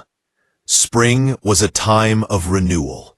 After long, bitter winters, the snow melted, rivers swelled, and the land stirred back to life. Plants pushed through the soil, and animals that had vanished during the cold months returned to graze. For humans, spring meant movement. Camps were abandoned as groups followed the fresh growth, seeking new food sources. Hunters watched the trails of returning herds, while gatherers searched for the first edible shoots and berries. It was a time of abundance, but it was also a time of work. If they were to survive the next winter, they had to take advantage of every moment while the world was generous. Summer brought both comfort and danger. With long days and warm nights, food was plentiful. Rivers teemed with fish, and the forests were heavy with fruit. But summer also carried risks. Heat dried up water sources, forcing groups to travel farther. Insects swarmed and carried disease. Predators were at their strongest, well-fed and fearless, competing with humans for the same prey. To endure summer, humans had to be clever. They learned to store food in shaded pits or hang it high where scavengers could not reach. They rose early to hunt before the heat pressed down and saved their energy for the cooler hours of dusk. Every season was a lesson in timing, and in summer, those lessons came quickly. Autumn was different. It was the season of preparation. Humans understood, even without counting the days, that the world was about to change. The herds grew restless and began to migrate, moving toward winter grazing grounds. Plants withered and died back into the soil. The air grew sharper, carrying the first hints of the cold to come. During these months, humans became tireless. They hunted more than they needed, drying and smoking meat to keep it from rotting. They gathered roots and nuts that would last through the frost. They patched their shelters, sealed the gaps, and laid in as much fuel for their fires as they could find. Then winter came, and with it the most dangerous test of all. Food became scarce, and the cold nared at bone and muscle. Rivers froze. Snow buried the land. The herds vanished into distant valleys, and the plants that had sustained them for months were gone. Winter was not a season to be conquered. It was a season to endure. In the deep cold, humans stayed close to their shelters, huddled near the fire. They relied on the food they had stored and the warmth of one another. The hunters who ventured out faced a world of silence and ice, where even the smallest mistake could mean death. They followed the tracks of starving animals, knowing that every kill could keep their families alive another week. And through it all, the fire burned. It was the thin line between life and the killing cold. But winter had its lessons too. It taught patience. It taught restraint. It forced humans to plan, to think ahead, to imagine a future beyond the frozen present. Every successful winter was proof that foresight mattered as much as strength. And those who survived carried that knowledge forward, turning it into the rhythm by which their lives were measured. Over generations, these seasonal patterns shaped the way humans lived. They became migratory not only because of the animals they hunted, but because they understood the land itself. They knew when rivers would flood, when fruit would ripen, and when snow would trap them in place. Their lives became a cycle, moving with the world instead of fighting it. Yet this was more than survival. It was the beginning of a deeper connection to the earth. The land was no longer an unpredictable enemy. It was a teacher. Its seasons offered warnings and rewards, punishing those who failed to prepare, and rewarding those who watched and remembered. Humans began to see the world not only in terms of what it gave them, but in how it changed. And in those changes, they found a kind of order. Around the fires in winter, elders likely spoke of past seasons, when the herds had come late, when the cold had been harsher than usual, when food had been scarce or plentiful. These stories were not entertainment. They were maps of memory, guiding younger generations through the cycles they would face in their own lives. Every tale was a survival manual hidden inside a memory. The seasons gave humans more than knowledge. They gave them identity. They were no longer just wanderers reacting to what they found. They became planners, builders, and keepers of memory. They measured their lives not in days, but in the turning of the world itself. And with every passing year, one lesson became clearer. Survival was not only about adapting to the world. It was about adapting to one another. The long winters and the hard summers bound humans closer together, teaching them that cooperation was not optional. It was the only way forward. That cooperation would soon become something far greater. It would turn scattered families into tightly knit groups, and those groups into tribes bound by trust, memory, and the shared will to endure. The season shaped how humans lived, but it was one another who shaped how they survived. Alone, a person stood no chance against the world of the Stone Age. A single hunter could not defend himself against a predator, carry enough food for the winter, or keep a fire burning through long nights. Survival was not an individual task. It was something built on the strength of many. And from that necessity came the bonds of the tribe. A tribe was more than a group of families. It was a web of trust and shared responsibility. Every member had a role to play. The strongest hunters brought down the largest game, while others carried, prepared, and preserved it. Skilled toolmakers chipped stone edges sharper than teeth, crafting blades and points that the hunters relied on. Elders, no longer fast enough to chase prey, became the memory of the tribe. They carried the knowledge of past winters, dangerous trails, and the places where food could be found when everything else was gone. Children grew in this world, surrounded by watchful eyes. They learned to walk, not only under the care of their parents, but under the quiet guidance of the entire tribe. They watched how to hold a stone, how to throw a spear, how to listen for danger in the wind. They were not taught in lessons the way we think of teaching now. They learned by watching, by copying, by living every day in the presence of those who had survived before them. Around the fire, the tribe became more than a collection of individuals. It became a single living unit, bound together by shared struggle. Food was not kept for one, it was divided. A successful hunt was celebrated by all, and a failed hunt was endured by all. In this way, survival became a collective effort, and trust was not a luxury. It was the foundation that held the tribe together. Conflict surely existed. Even in the earliest days, hunger and fear could bring out anger.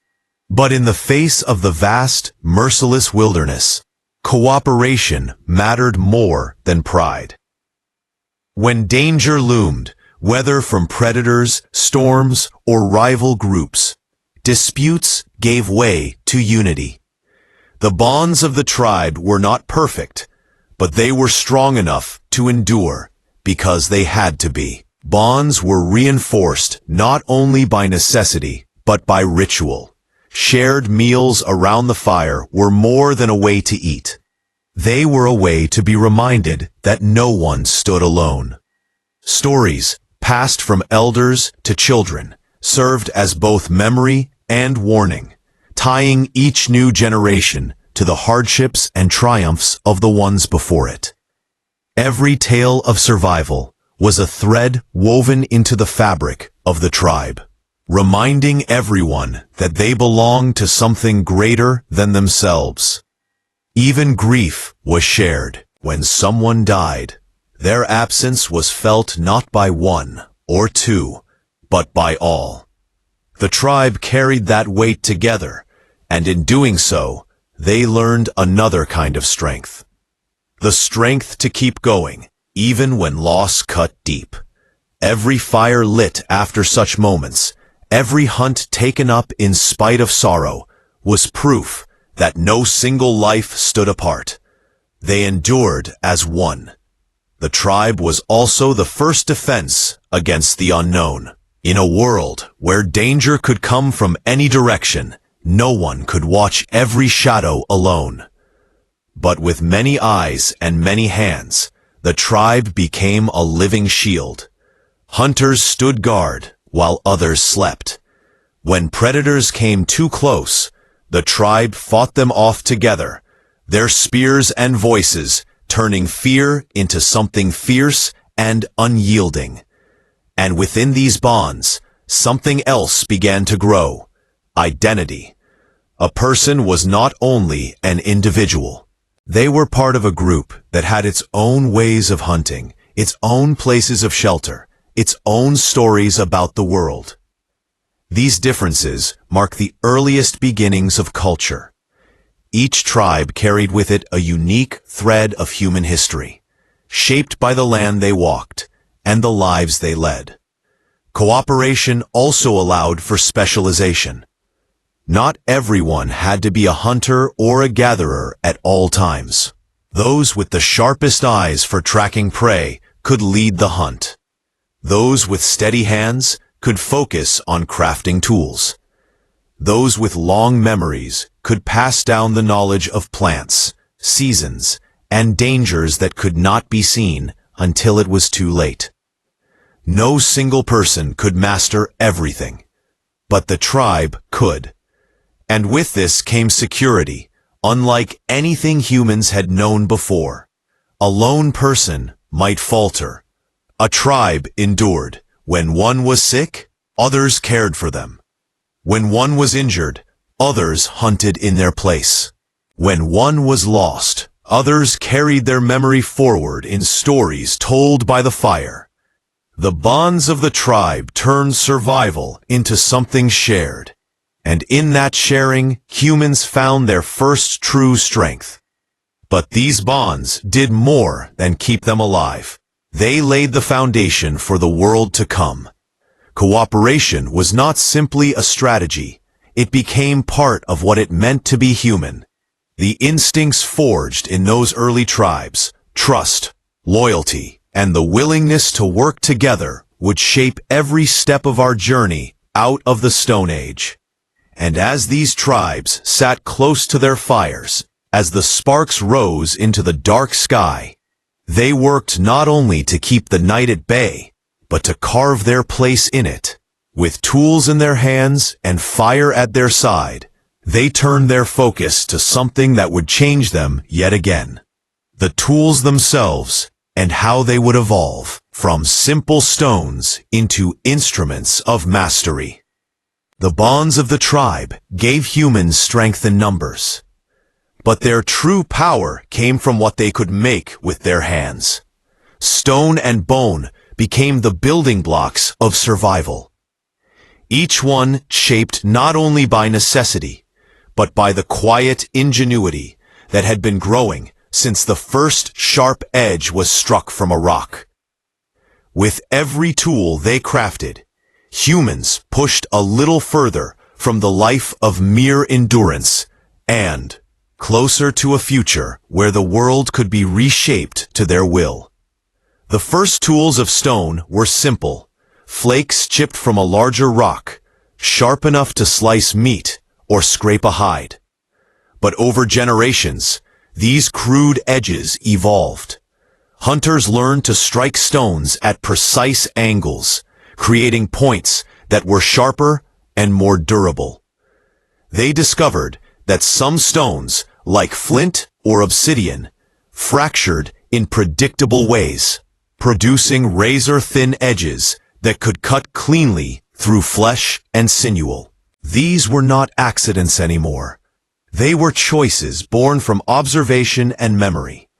Bone, too, became a resource. At first, it was only what remained after a meal.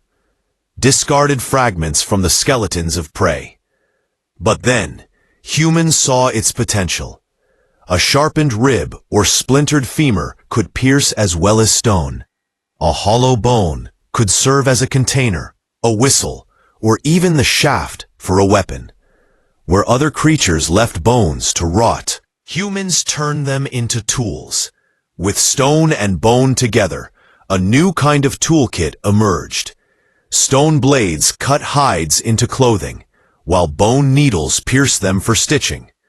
Stone axes brought down branches and split wood for fuel, while bone punched holes in leather and bark. The tribe was no longer limited to what their bare hands could manage. Their tools became extensions of their will. This transformation was not just practical. It was intellectual. Tool-making required imagination. A person holding a raw piece of flint had to see what it could become before it existed. They had to strike with purpose, knowing that the wrong blow could ruin hours of work. Each tool was a lesson in cause and effect, a quiet education in how the world could be shaped. Children learned this skill by watching the elders work. They saw the patient tapping of stone against stone, the way flakes were turned and examined before another strike was made. They learned to hold their breath at the moment of impact, waiting for the sound that meant a clean fracture. These lessons were passed not in words, but in action. Each motion repeated until it became instinct. Bone tools brought even greater refinement. Unlike stone, bone was lighter and could be shaped into fine points. Hunters began using bone-chip spears that could strike deeper and truer. Fish hooks carved from bone allowed humans to pull food from rivers and lakes without relying solely on the hunt. Scrapers made from rib. Bones thinned hides until they were soft enough to wrap around the body. The tools themselves were not the only change. Their existence reshaped how humans lived. With sharp edges and sturdy points, they could hunt larger game more efficiently. A single kill could feed the tribe for days, freeing time for other tasks. With bone needles, they could stitch clothing tight enough to keep out the bitter cold, making it possible to survive in places they once could not. And every new tool carried with it a ripple of progress. Better weapons made hunting safer. Better clothing made travel easier. Better containers, made from bone, hide, or hollowed wood, allowed food to be carried farther and stored longer.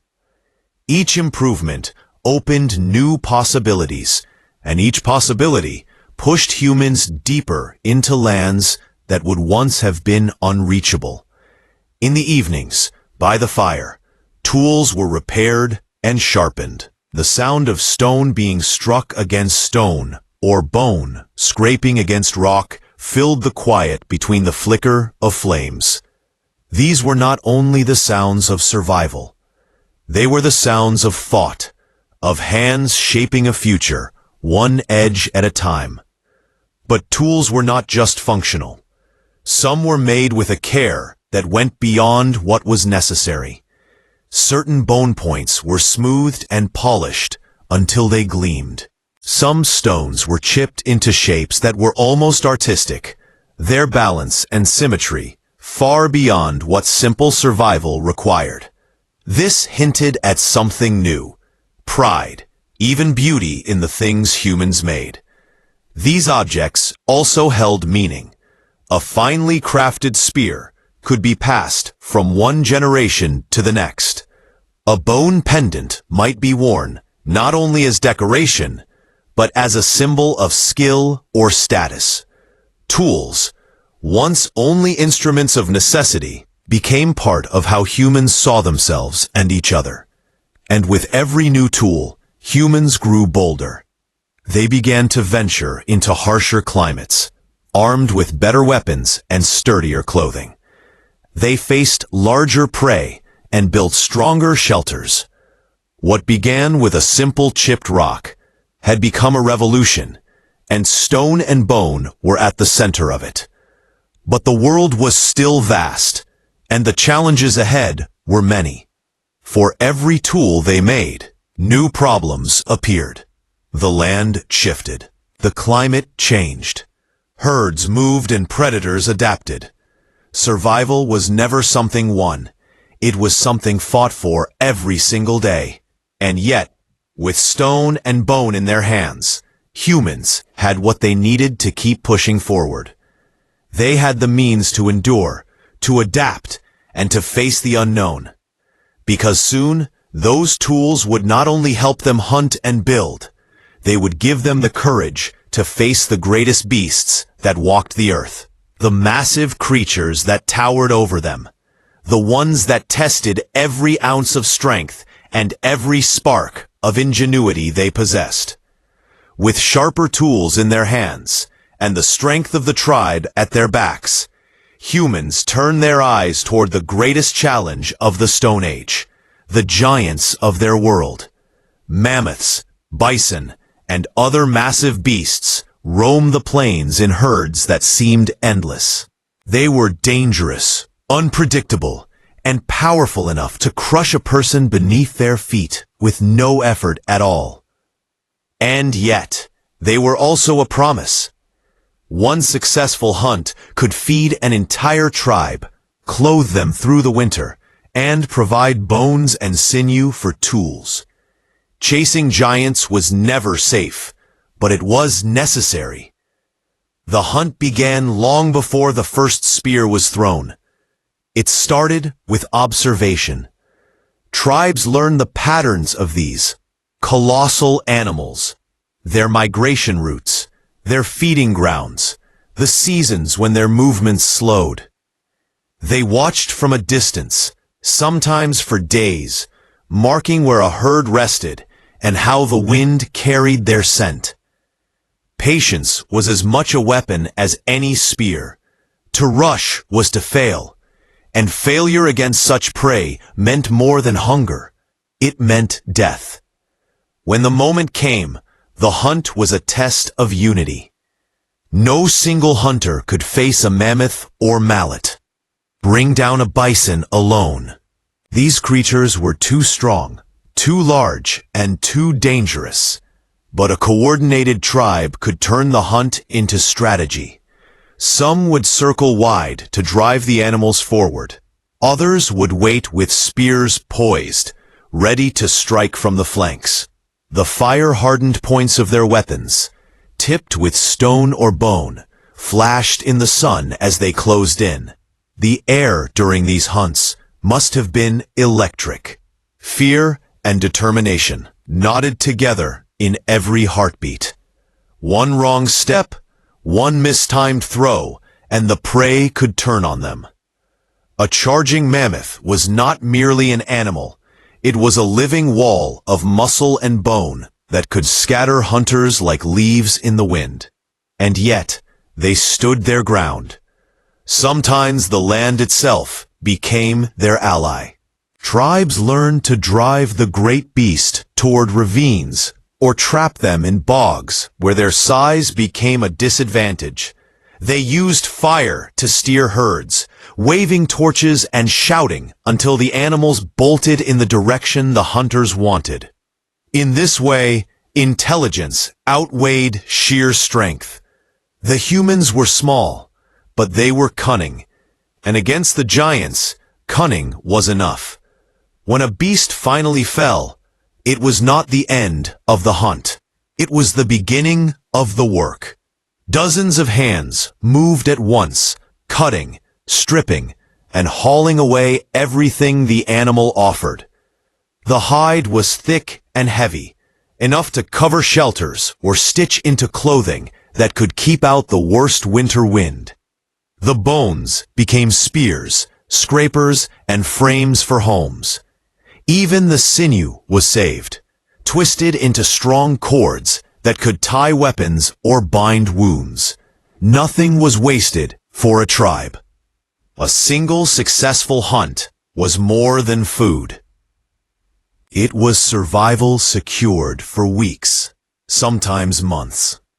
Bellies would be full, fires would burn brighter, and spirits would rise.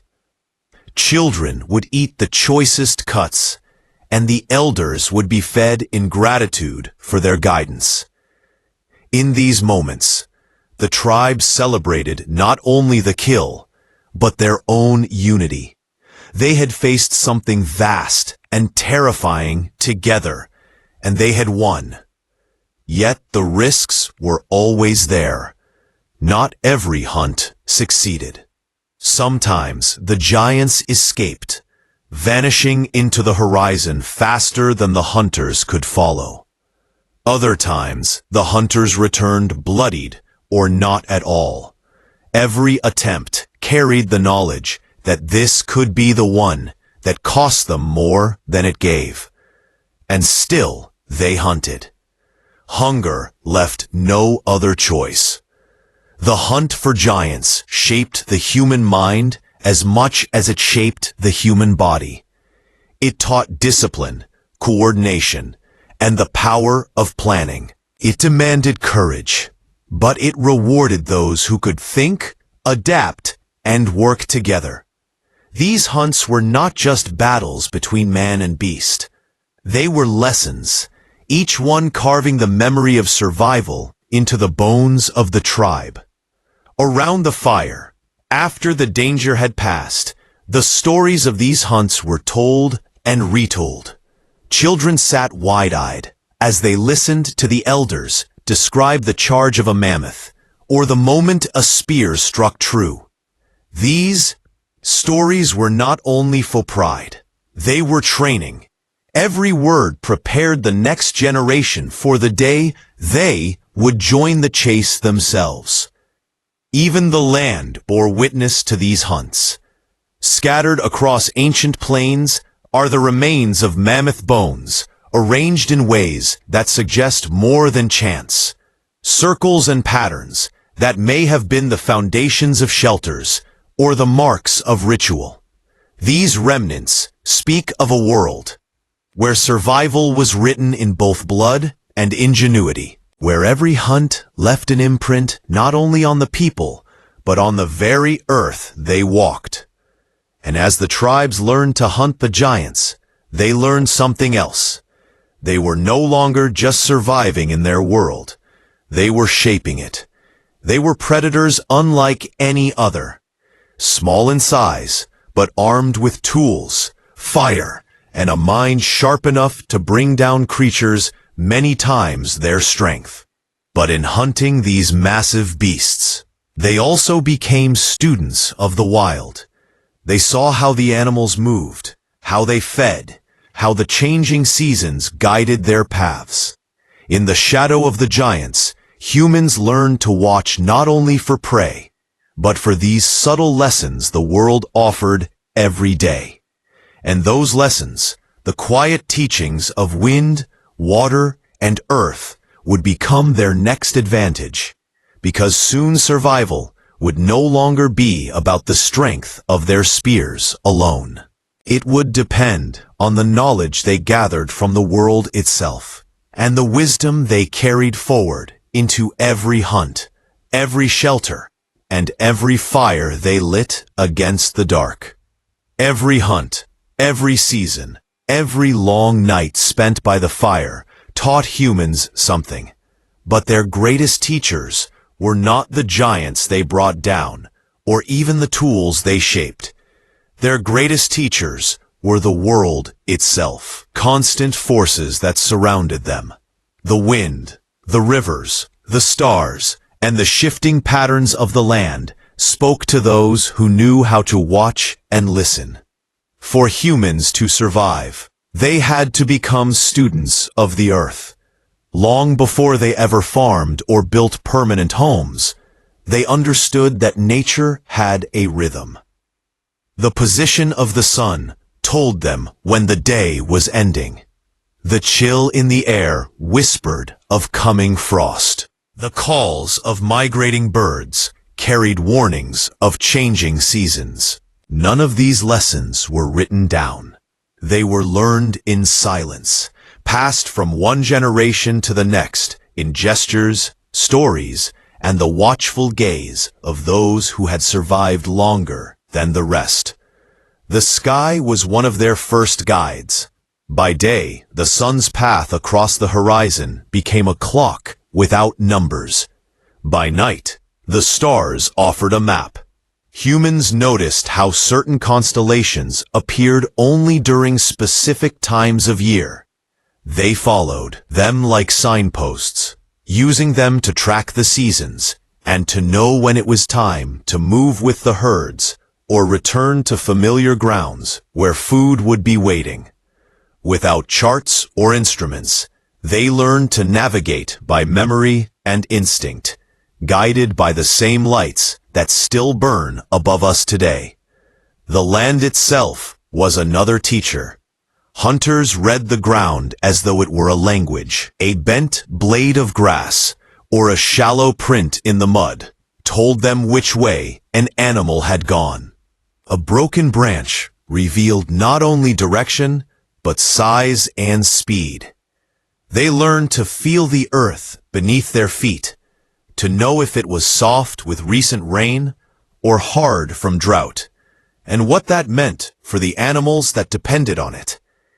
Even the wind carried knowledge. Its direction could betray their presence to prey or bring the scent of predators to their camp before danger was close enough to see.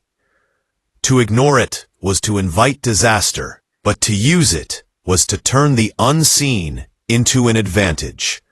Hunters crouched low and moved against the wind, invisible to the noses of the creatures they stalked. This was not guesswork. It was skill honed by generations of trial and error until it became instinct. Water, too, spoke its own language. The level of a river told them how much snow had melted far away. The taste of a stream revealed whether it was safe to drink. They learned that fish gathered in calm pools, that animals carved trails leading to watering holes, and that where water flowed, life followed.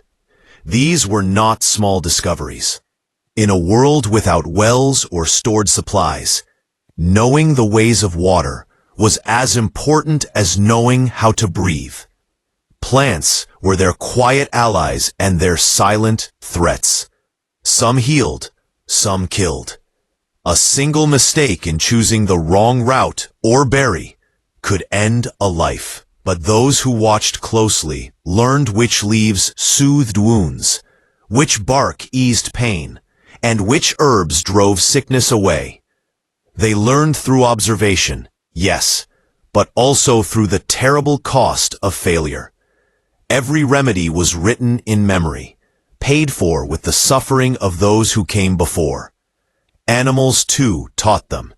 Even those they did not hunt offered lessons. Birds took flight in sudden bursts, warning of unseen predators. Wolves and other scavengers led them to fresh kills that could be scavenged for meat. The behavior of prey animals, when they grazed, where they rested, how they fled, became a map of survival, etched into the minds of every hunter who lived long enough to pass it on. From these lessons grew a kind of wisdom that was not loud or obvious. It was not the knowledge of tools or fire, but the knowledge of balance. Humans learned that to fight the world blindly was to lose. To live, they had to move with it, hunting when prey was plenty, retreating when storms raged, and conserving strength when the land grew lean. This harmony was not peace, but it was understanding, and that understanding gave them power. The elders of each tribe became the keepers of this wisdom. They remembered which valleys flooded in the spring, which groves bore fruit in late summer, and which paths the herds followed when the cold pressed in. Around the fire, they spoke of these things not as instructions, but as stories, weaving survival into memory so the young would listen. In this way, every hunt, every storm, every hardship became a lesson that would outlive those who first endured it. These quiet teachers did more than keep humans alive. They sharpened their minds. Every pattern they noticed, every small sign they followed, was a step towards seeing the world not just as it was, but as something that could be read and understood. Over time, that understanding would grow into something even greater, the first spark of curiosity about why these patterns existed at all. But for now, the lessons were simple and immediate. The wind, the stars, the rivers, and the tracks in the mud were enough. They spoke a language older than words, and humans, patient and watchful, learned to listen. And listening was what would carry them into the next challenge. A challenge that came not from the sky, or the rivers, or the herds, but from the world itself changing beneath their feet. Because there would come a time when the cold deepened, when the land shifted, and when survival would depend not only on knowledge, but on the will to endure a world transformed. The world was never still. Even as humans learned the language of the wind, the stars, and the rivers, the earth itself could change in ways that no tribe could ignore. Ice crept across the land. Forests shifted into open plains. Animals that once roamed in abundance vanished or moved to places far beyond familiar trails. When the world changed, humans had to change with it or be left behind. The ice ages came slowly, but their impact was relentless. Cold spread across vast regions, turning fertile lands into frozen wastelands where nothing grew. Rivers locked under sheets of ice and snow blanketed the ground for months at a time. The great herds moved south, seeking food and warmth, and the tribes followed. Migration was no longer just a choice. It was survival. These journeys were long and brutal. Entire groups walked for weeks or even months, carrying only what they could. They followed the tracks of animals, watching the skies for signs of weather, and trusting in the memory of their elders who had walked these paths before. Every step was a gamble. A wrong turn could lead to empty lands or frozen death. But those who moved with the herds lived, and those who stayed behind vanished with the snow. The cold forced humans to innovate. Hides were no longer enough. They had to be sewn into thicker layers, stitched tightly to keep out the wind.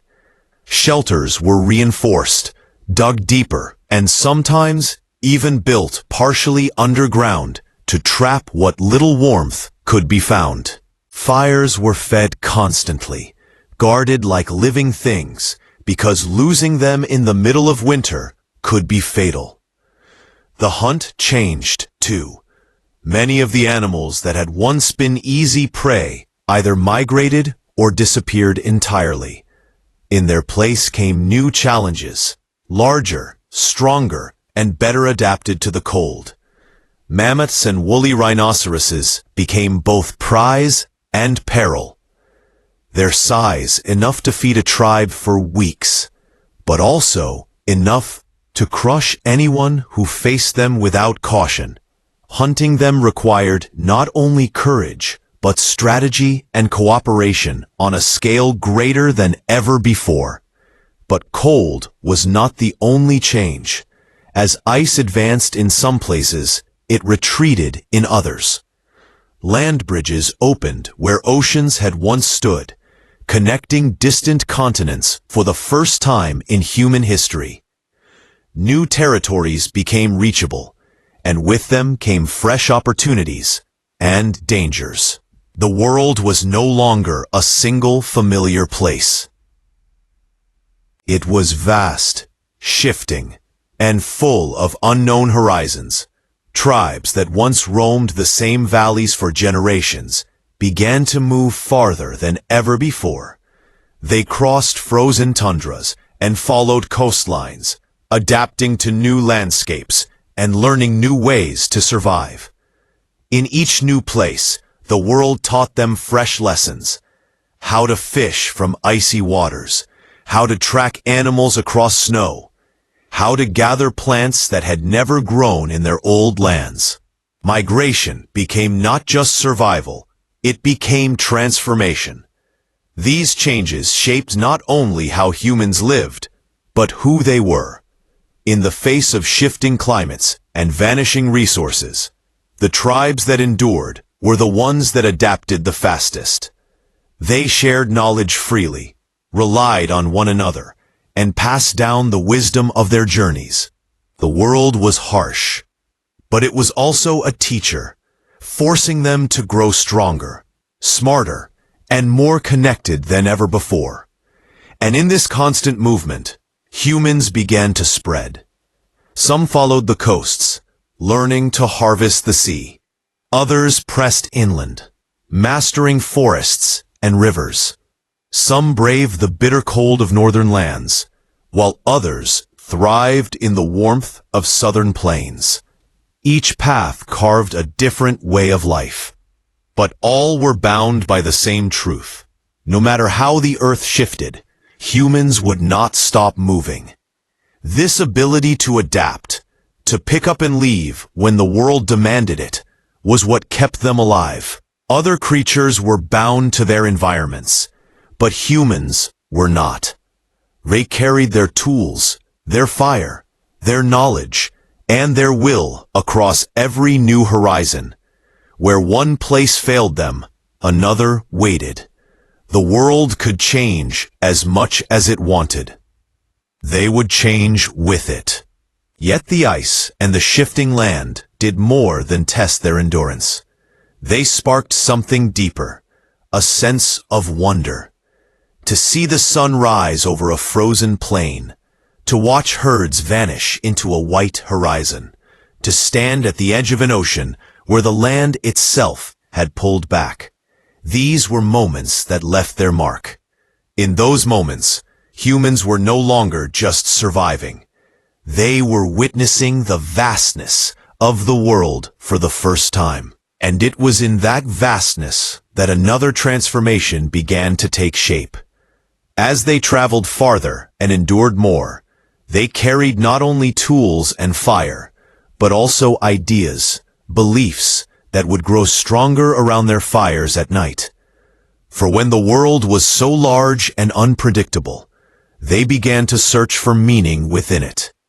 And in that search, something new was born. Rituals and stories whispered by firelight. Early glimpses of a need that ran deeper than food or shelter. The need to understand why they were here at all. When the world was vast, cold, and often merciless, humans gathered close to their fires, not only for warmth, but for something deeper. The flames crackled, throwing long shadows against the walls of their shelters, and in that glow, they began to wonder. They had learned to hunt, to build, to travel, and to endure. But as they sat together and watched the sparks drift upward into the dark, they faced questions that tools and fire alone could not answer. The fire became more than heat and light. It was a center, a place where the tribe came together, not just to eat and plan, but to think and imagine. In those quiet hours, when the dangers of the day were behind them, and the night stretched wide and silent, they told stories. Some were simple memories of hunts and journeys. Others were something different. Explanations for the unexplainable. Words shaped into meaning for a world that was still far too large to fully understand. The wind was not only wind, it carried voices. The stars were not only lights in the sky, they were watchful eyes. The earth, the rivers, the animals, they were more than resources. They were living forces, powerful and mysterious. And humans spoke of them with respect, fear, or gratitude. These ideas did not come from books or rules. They came from the firelight, from the way the world pressed in around them and demanded that they find a way to live in it without being consumed by it. Rituals were born here in the glow of those flames. A hunter might whisper a word of thanks to the spirit of the animal he had killed. A mother might press her hand to the sky before a long journey, asking for safe passage. Some tribes painted symbols on stones or on their own skin, marks that carried meaning, even if no one could explain why. These acts were not only habit, they were an attempt to bring order to a world that was wild and unpredictable. The fire itself became sacred. It drove back the dark. It warmed frozen hands, and it kept predators away. Without it, the night was a void. With it, there was hope. To let the fire die was unthinkable. Its light was life, and so it was tendered carefully, almost reverently. Someone always stayed awake to feed it. Children learned from the moment they could walk that fire was not only survival, it was a force that demanded respect. The lifts grew with every passing season. When storms tore through the land, when prey vanished without warning, or when sickness struck the tribe, these moments were not meaningless. They were signs. Perhaps the spirits were angry. Perhaps they were testing the tribe. Whatever the answer, the fire became the place where those questions were spoken aloud, where people sought comfort not only in warmth, but in the sense that there was something larger watching over them. Around the flames, elders became more than keepers of memory. They became the voices that shaped these early beliefs. They told of times when the world had been harsher, of hunts won against impossible odds, of strange lights in the sky, or dreams that came true. Their words carried weight because they were not only stories, they were the threads that tied the tribe to something greater than their own lives. For the young, these stories were lessons. They learned not only where to find food or how to track an animal, but how to see the world as their ancestors did, alive, powerful, and full of meaning. They learned to bow their heads before the hunt, to offer the first piece of meat to the fire, or to trace a simple mark in the dirt for protection before they slept. These rituals were not superstition to them. They were survival woven into belief. Even the dead were not forgotten. Burials became more than a way to hide the smell from predators. Graves were marked with stones, and bodies were laid to rest with tools, weapons, or ornaments, as if the dead would need them in another world. This was not only grief, it was hope. Hope that life did not end in the cold ground, that those who had gone on still walked somewhere beyond the reach of the firelight. As the tribes moved across the land, these beliefs traveled with them. They shifted and changed like the wind, but the fire remained the same. No matter where they were, on a frozen plain, deep in a forest, or near the edge of a roaring sea, they gathered around it, and in its glow, they reminded themselves that they were part of something bigger than the hunger and fear of their daily lives. These early beliefs gave humans strength in ways that food and shelter never could. They turned the unknown into something they could face. They gave meaning to suffering, purpose to rituals, and comfort to those who had lost. And though no one could prove that the spirits in the wind or the voices in the fire were real, what mattered was that they were believed. Belief was a kind of tool just as vital as any spear or scraper. It held tribes together when the world threatened to tear them apart. It gave them courage to step into the dark, to face the cold, and to keep walking even when the horizon seemed endless. And in time, as humans learned to see the world not only through hunger and danger, but through the lens of meaning and hope, they were ready for more. The next great shift.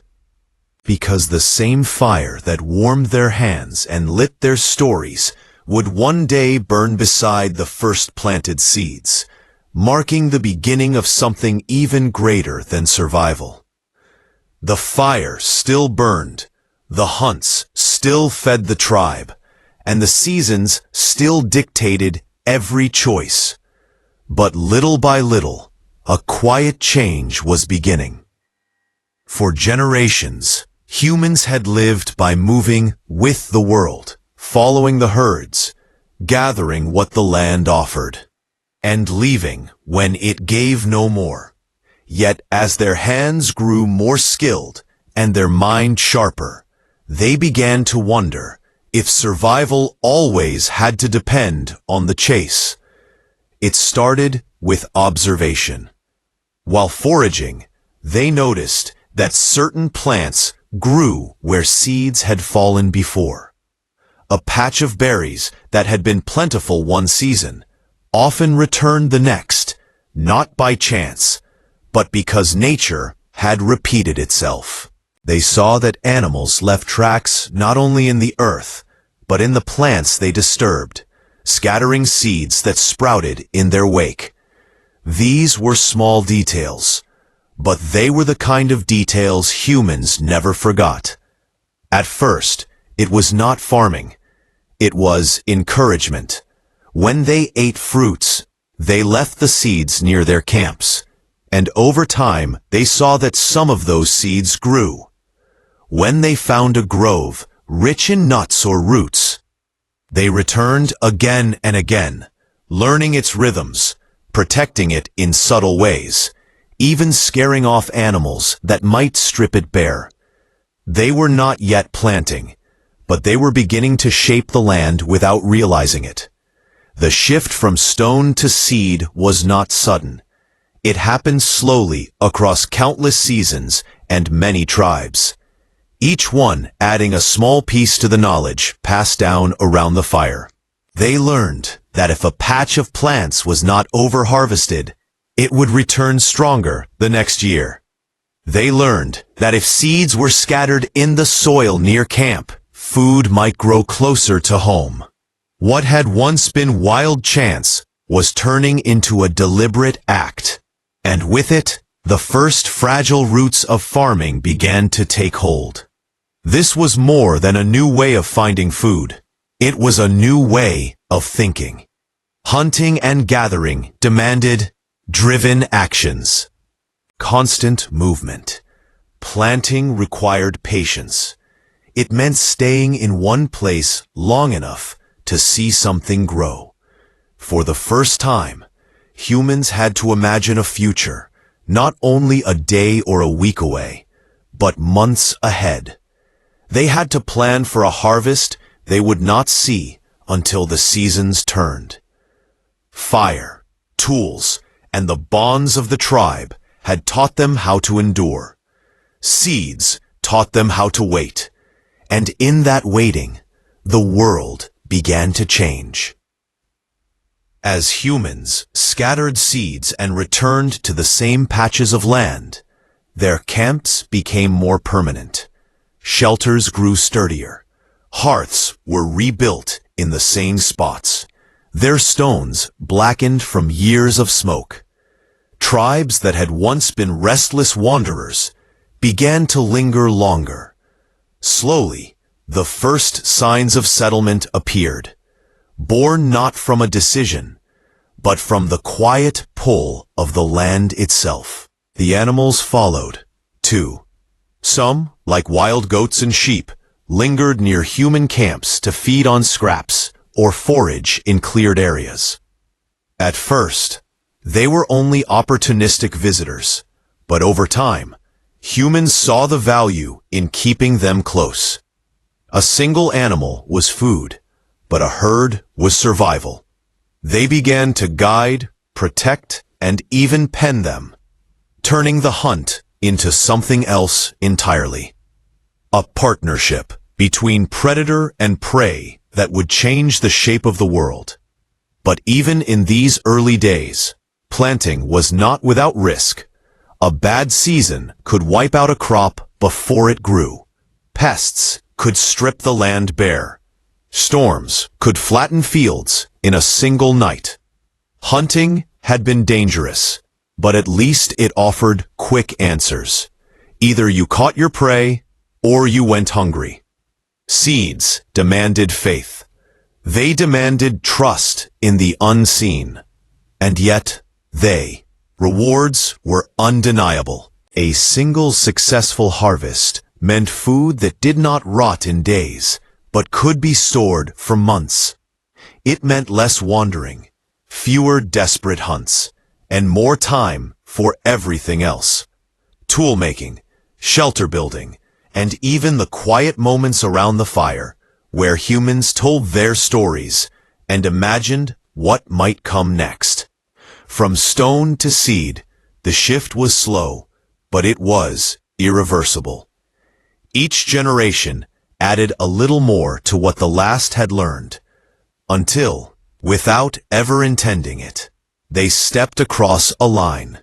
They were no longer merely surviving at the mercy of the wild. They were beginning to shape it. And as they pressed seeds into the soil and watched the first green shoots rise, something else grew with them, a new sense of belonging. They were not only hunters or wanderers anymore. They were becoming something else. Settlers, builders, and keepers of the land. The world that had once pushed them endlessly forward was beginning to hold them in place, and for the first time in human history, it seemed possible that the wild might not always be their master. Yet, even with this new way of life taking root, they carried with them everything that had come before: the fire, the tools, the stories, the bonds of the tribe, and the memory of the countless ages they had spent chasing the world, rather than shaping it. Because no matter how deep the first seeds were planted, the echoes of those earlier ages would never leave them. The first seeds were planted, the fires burned through the night, and the tribes stayed in one place longer than they ever had before. Yet even as humans began to shape the land, they carried with them the memory of every step that had brought them here. The echoes of the Stone Age were not left behind. They lived on in the hands that built shelters, in the eyes that scanned the horizon, and in the instincts that had been carved into their bones by thousands of years of survival. Those echoes were in the fire, still guarded as if it were alive. Though humans no longer feared the night in the same way, they still gathered around its glow. They still felt its pull, the same warmth and comfort that had drawn their ancestors close when predators prowled just beyond the light. The fire was no longer only protection. It was a memory, a quiet reminder of a time when survival had depended on a single steady flame. They were in the tools, too. A polished blade or a well-shaped hammer was more than just a piece of stone or metal. It was the descendant of those first chipped rocks struck together in the dark. Every improvement carried the knowledge of the ones who had come before. Every edge a direct line back to the first human who had learned that a sharp stone could change the world. The echo lived in the way humans moved across the land. Even as they settled and built the first permanent homes, they still walked old paths. They still followed rivers, crossed valleys, and looked to the sky for signs of the changing seasons. They may have learned to plant, but they never forgot how to read the earth, the stars, and the wind. The instincts of the hunter-gatherer lingered in every step. They were present in the stories told by the firelight. Long before there were words carved into clay or ink pressed onto parchment, there were voices. Elders spoke of the hunts, of the storms survived, of the great beasts that once roamed the earth. These stories were not only history, they were inheritance. In every tale, the living carried the dead forward, their knowledge and their struggles woven into the fabric of the tribe. And perhaps most of all, those echoes remained in the bonds between people. The tribe had been the first and most unbreakable truth of human life. Without it, no fire could have been kept alive, no hunt won, no child raised. Even as humans built villages and eventually cities, they carried that need for connection with them. They were never meant to survive alone. They had been shaped by a world that demanded unity, and that lesson was never forgotten. The Stone Age was not only a chapter in history, it was the foundation of what it means to be human. The patience learned from planting seeds, the vigilance learned from watching the night, the courage forged in the face of predators, and the cooperation born from the tribe. All of it became part of us. Even now, in a world lit by countless artificial fires, and shielded by walls that our ancestors could never have imagined, those echoes remain. When we sit by a fire, when we gather to share food, when we look at the stars, or when we tell stories late into the night, we are doing the same things they did. We are not separate from them. We are their continuation. The Stone Age ended, but it never truly left us. It lives in our instincts, in the way our minds are drawn to the simple rhythm of flame and shadow, in our need to belong, and in the quiet knowledge that we are here because those who came before us learned to endure. And if you listen closely, past the noise of the present, past the walls and the streets, and the hum of modern life, you can almost hear them. The sound of stones striking together, the crackle of the first fire, the distant calls of a hunt, the voices of people huddled close beneath the stars, speaking in a language older than words. Those echoes have never faded. They're in every one of us, a reminder of where we began and how far we have come. And though the world is no longer the same, that truth remains. We are the children of the Stone Age, shaped by its trials, carried forward by its lessons, and still walking in the shadow of our ancestors' fires. And so, from the first spark of fire to the planting of the first seeds, from the shipped stones to the stories whispered by firelight, The path of survival stretched across countless generations. Every step, every lesson, and every scar carried forward by those who came before us has led to this moment. We are their descendants, the ones who learned to stand in the darkness without fear, because someone once lit a flame. The ones who can build, speak, and dream, because tribes once sat together and shared their knowledge by firelight. The world we know, the safety, the comfort, the certainty, was born from their endless struggle against a world that gave them nothing freely. Yet their echoes remain quiet, but unbroken. We still look to the sky. We still gather around the glow of a fire, even if it is no longer our only defense. We still tell stories, though our words are now written instead of carved into memory. Beneath everything we have built, there is still something older, something that belongs to them. The Stone Age was not simply a distant chapter. It was the beginning of everything. It gave us our hands for making, our voices for sharing, our minds for imagining, and our need to stand together against the unknown. It shaped us in ways that no amount of time can erase. And maybe, if you think about it, we have never truly left it behind. The fire may burn brighter now. The tools may be sharper. The seeds may grow in fields instead of in wild soil. But the same human heart beats in our chests, carrying with it the memory of those who endured when survival was the only thing that mattered.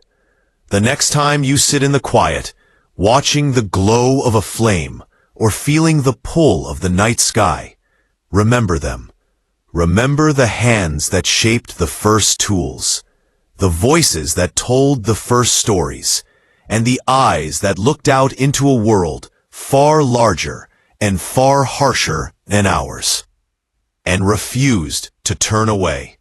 We are here because they endured, and their story, in every way that matters, is still ours.